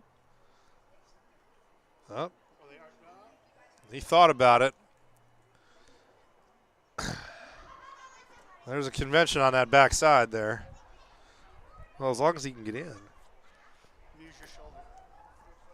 There you go. Thank you. So the super fan has been rewatered. Hopefully she'll put a coat on now with the sun going down. It's getting a little chilly. Sarah's shivering. Superfan's excited because she's been running around, so she's okay. Mom's not going to be too happy with me in the morning, I think. You kept her out how late? Running around without a coat when?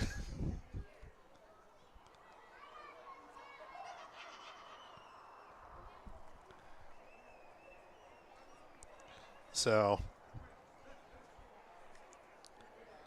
we'll see. Man, it never fails. I thought, well, the game starts at 6. We'll probably be out of here about 8:30. I'll have her home. She'll be about an hour past bedtime. No big deal. Right, yeah. No, we're going to go to overtime, and then we're going to.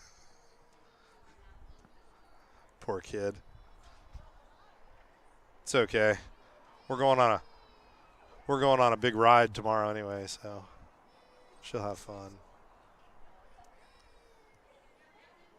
Yeah, this is when all the little guys start to melt down a little bit.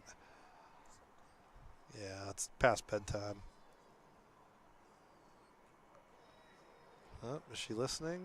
Yep, she is. Okay. There you go. We should have camera on her. See if she puts her superfan puts her jacket on there. Superfan Sid. I think she did. I think she is. Yep, she is. She listened. Way to go, Sid. So, well, they got her onto the gurney now, so, or onto the stretcher. Now they're wheeling the gurney things over here, so they should have her all squared away here pretty quickly. And then that'll let the Seattle Spartans get back to trying to come back here.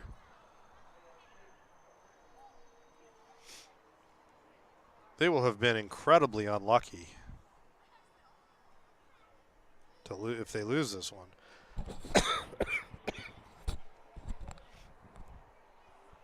They were really in pretty good position.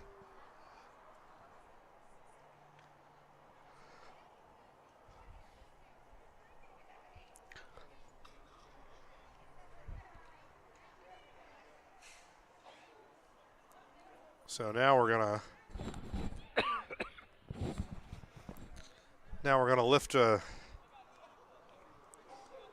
lift Putnam up onto the stretcher here and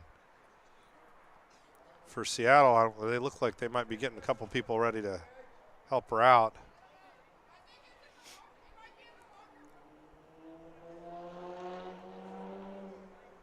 No, they look like they're good to go.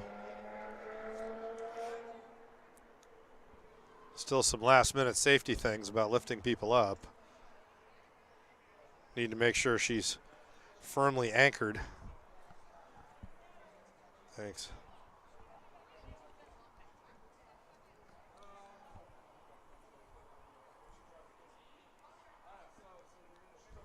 For Seattle, they've had a lot of time to think about this. Be a good opportunity to come up with something different. You know, like they can't go back to that pitch sweep. Capitals kind of got that timed. They're going to have to come up with something else to do if they're going to make up the 40 yards here.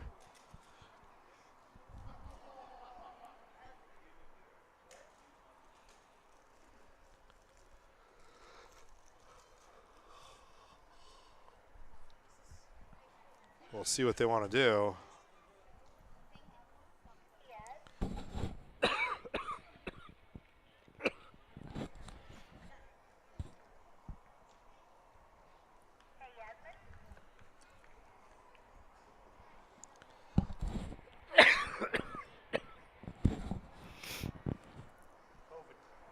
Yep.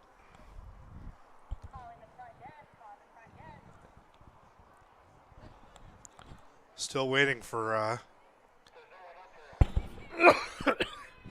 the paramedics to get her lifted. It's going to be a challenge. It's going to take all 5 guys.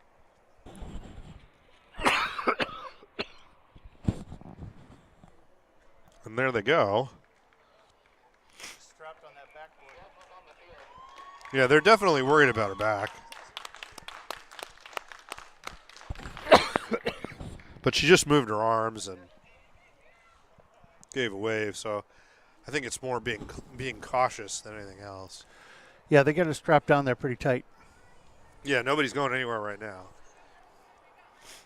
But if she's moving her arms, I'm feeling fairly good about it. I think she's I think they're more being careful than anything.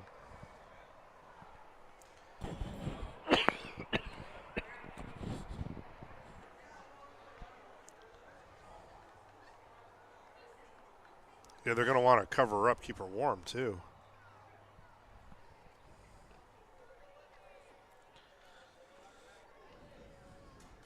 Now they're packing up.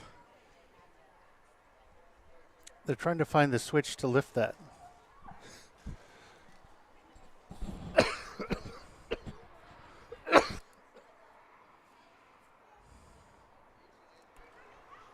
There they go. And the Pioneer superfans working on Doritos down there. She's right. Oh, I see her.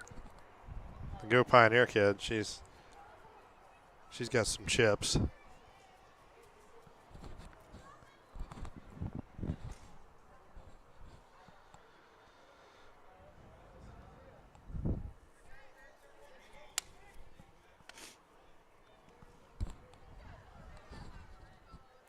Yep, they got it up. Everybody's hopefully stretched again and going to get at it here.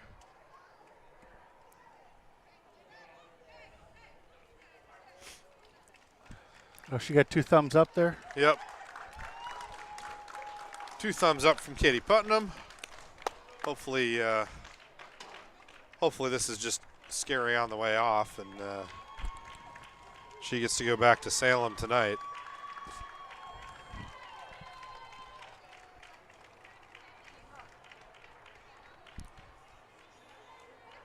Now they have the fun part. They got to get her over that little gutter thing. And what is that thing? It's the rim of the track.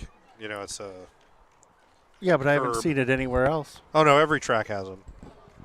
Snohomish doesn't have it. Well, they do when they run a track meet. They must pick it up and take it inside or something. Because you have to have it. I mean, if you're running track. Why? That's the... I think it's just painted. I've never seen that. Oh, yeah. No, they always have if you watch, they've always got an inside lane. Maybe not. You know, I'm not up on my WIAA rules either. I'm just saying. I think I would notice that. Yeah, usually there's a. I know for college there's always one. So here comes Capital on the field. They're gonna warm up. Oh, the referees are stretching. There you go. Well, it's gotten a little bit cooler out now, so they're probably getting a little bit worried about. I guess, but you didn't see like they raised her up. They started walking this way, like. So.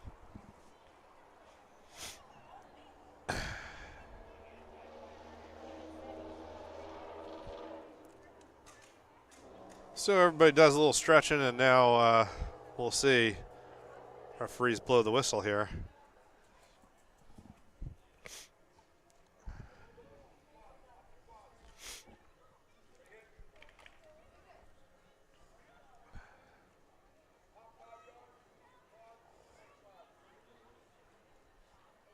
And I think once one team comes out and looks like they want to play, they're going to make the other one come out. But until somebody looks like they're interested, they'll let everybody stretch. So we'll see. They've got the clock winding down from something. Yeah, they've been doing that though, intermittently.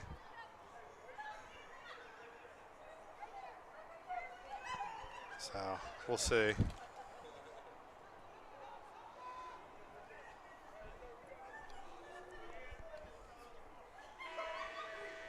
Oh, you're right. There's a horn.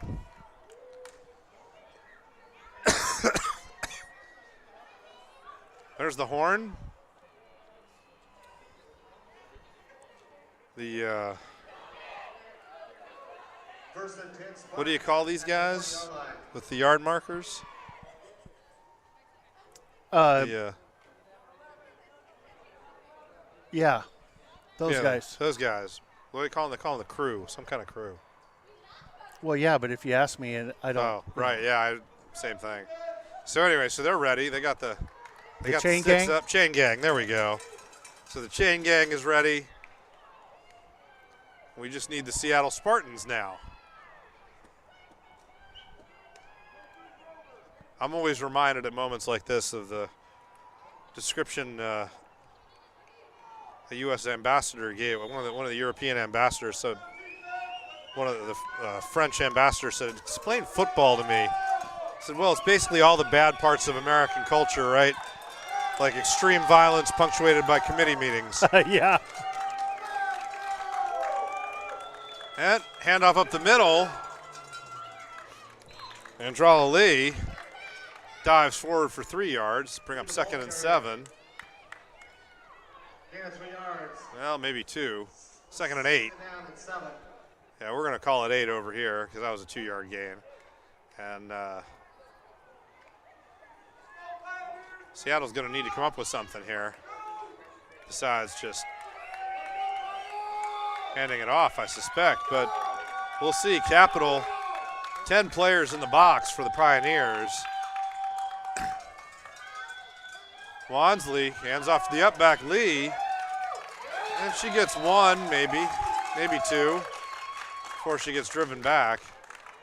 You have 2 yards, 3rd and 5. So 3rd down, 5 yards to go.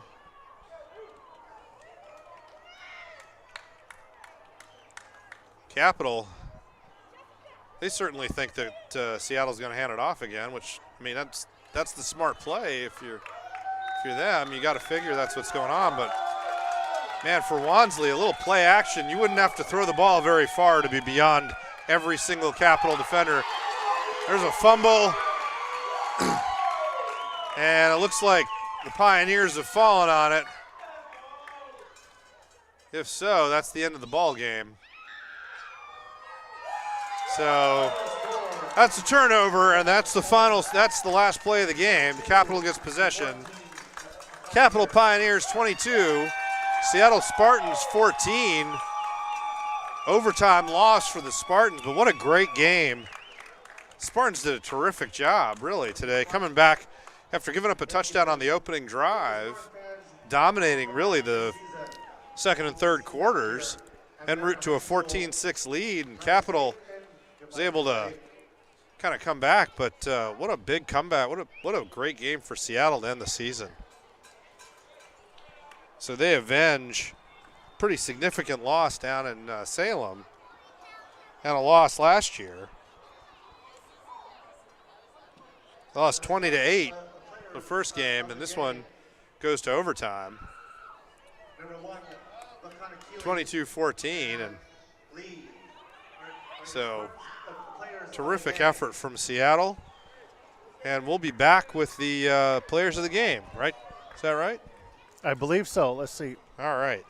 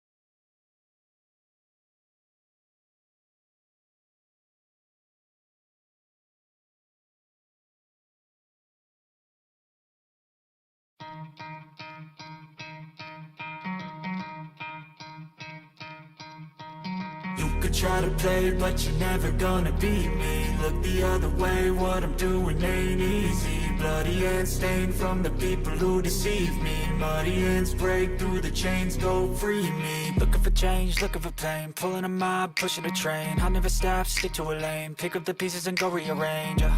I'll be the best above all the rest, put me to the test and expect nothing less, your check as I'm chess, what's happening next, yeah. He got the venom, a tangible weapon, no coming in second. This life is a lesson, he got a new engine. From pain, it's a blessing, new focus, no guessing. Just bold an obsession, all in his possession. You got their attention, I'll leave an impression and take your redemption. Just kill no discretion, your mind is a weapon. 11-11, it's time for progression, You could try to play, but you're never gonna beat me. Look the other way, what I'm doing ain't easy.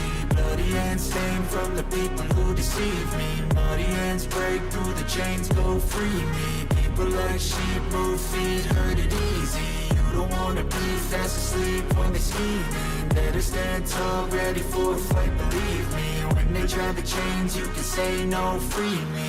So he's been looking for somebody who could save him, instead of searching inside for what they gave him. A strong will, strong mind causes mayhem. We could change the world, change times, rearrange them. Staying on pace, running the race. Life is a chase, I don't want a place. I wanna be first, work till it hurts. Dehydrated thirst till I'm in a hearse.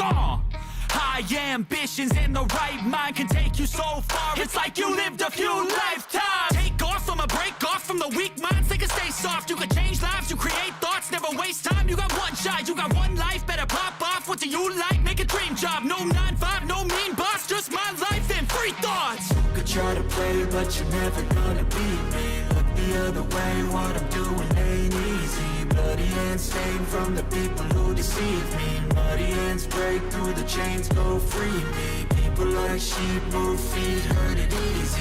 You don't wanna be fast asleep when they scheming. Better stand tall, ready for a fight, believe me. When they try the chains, you can say no, free me.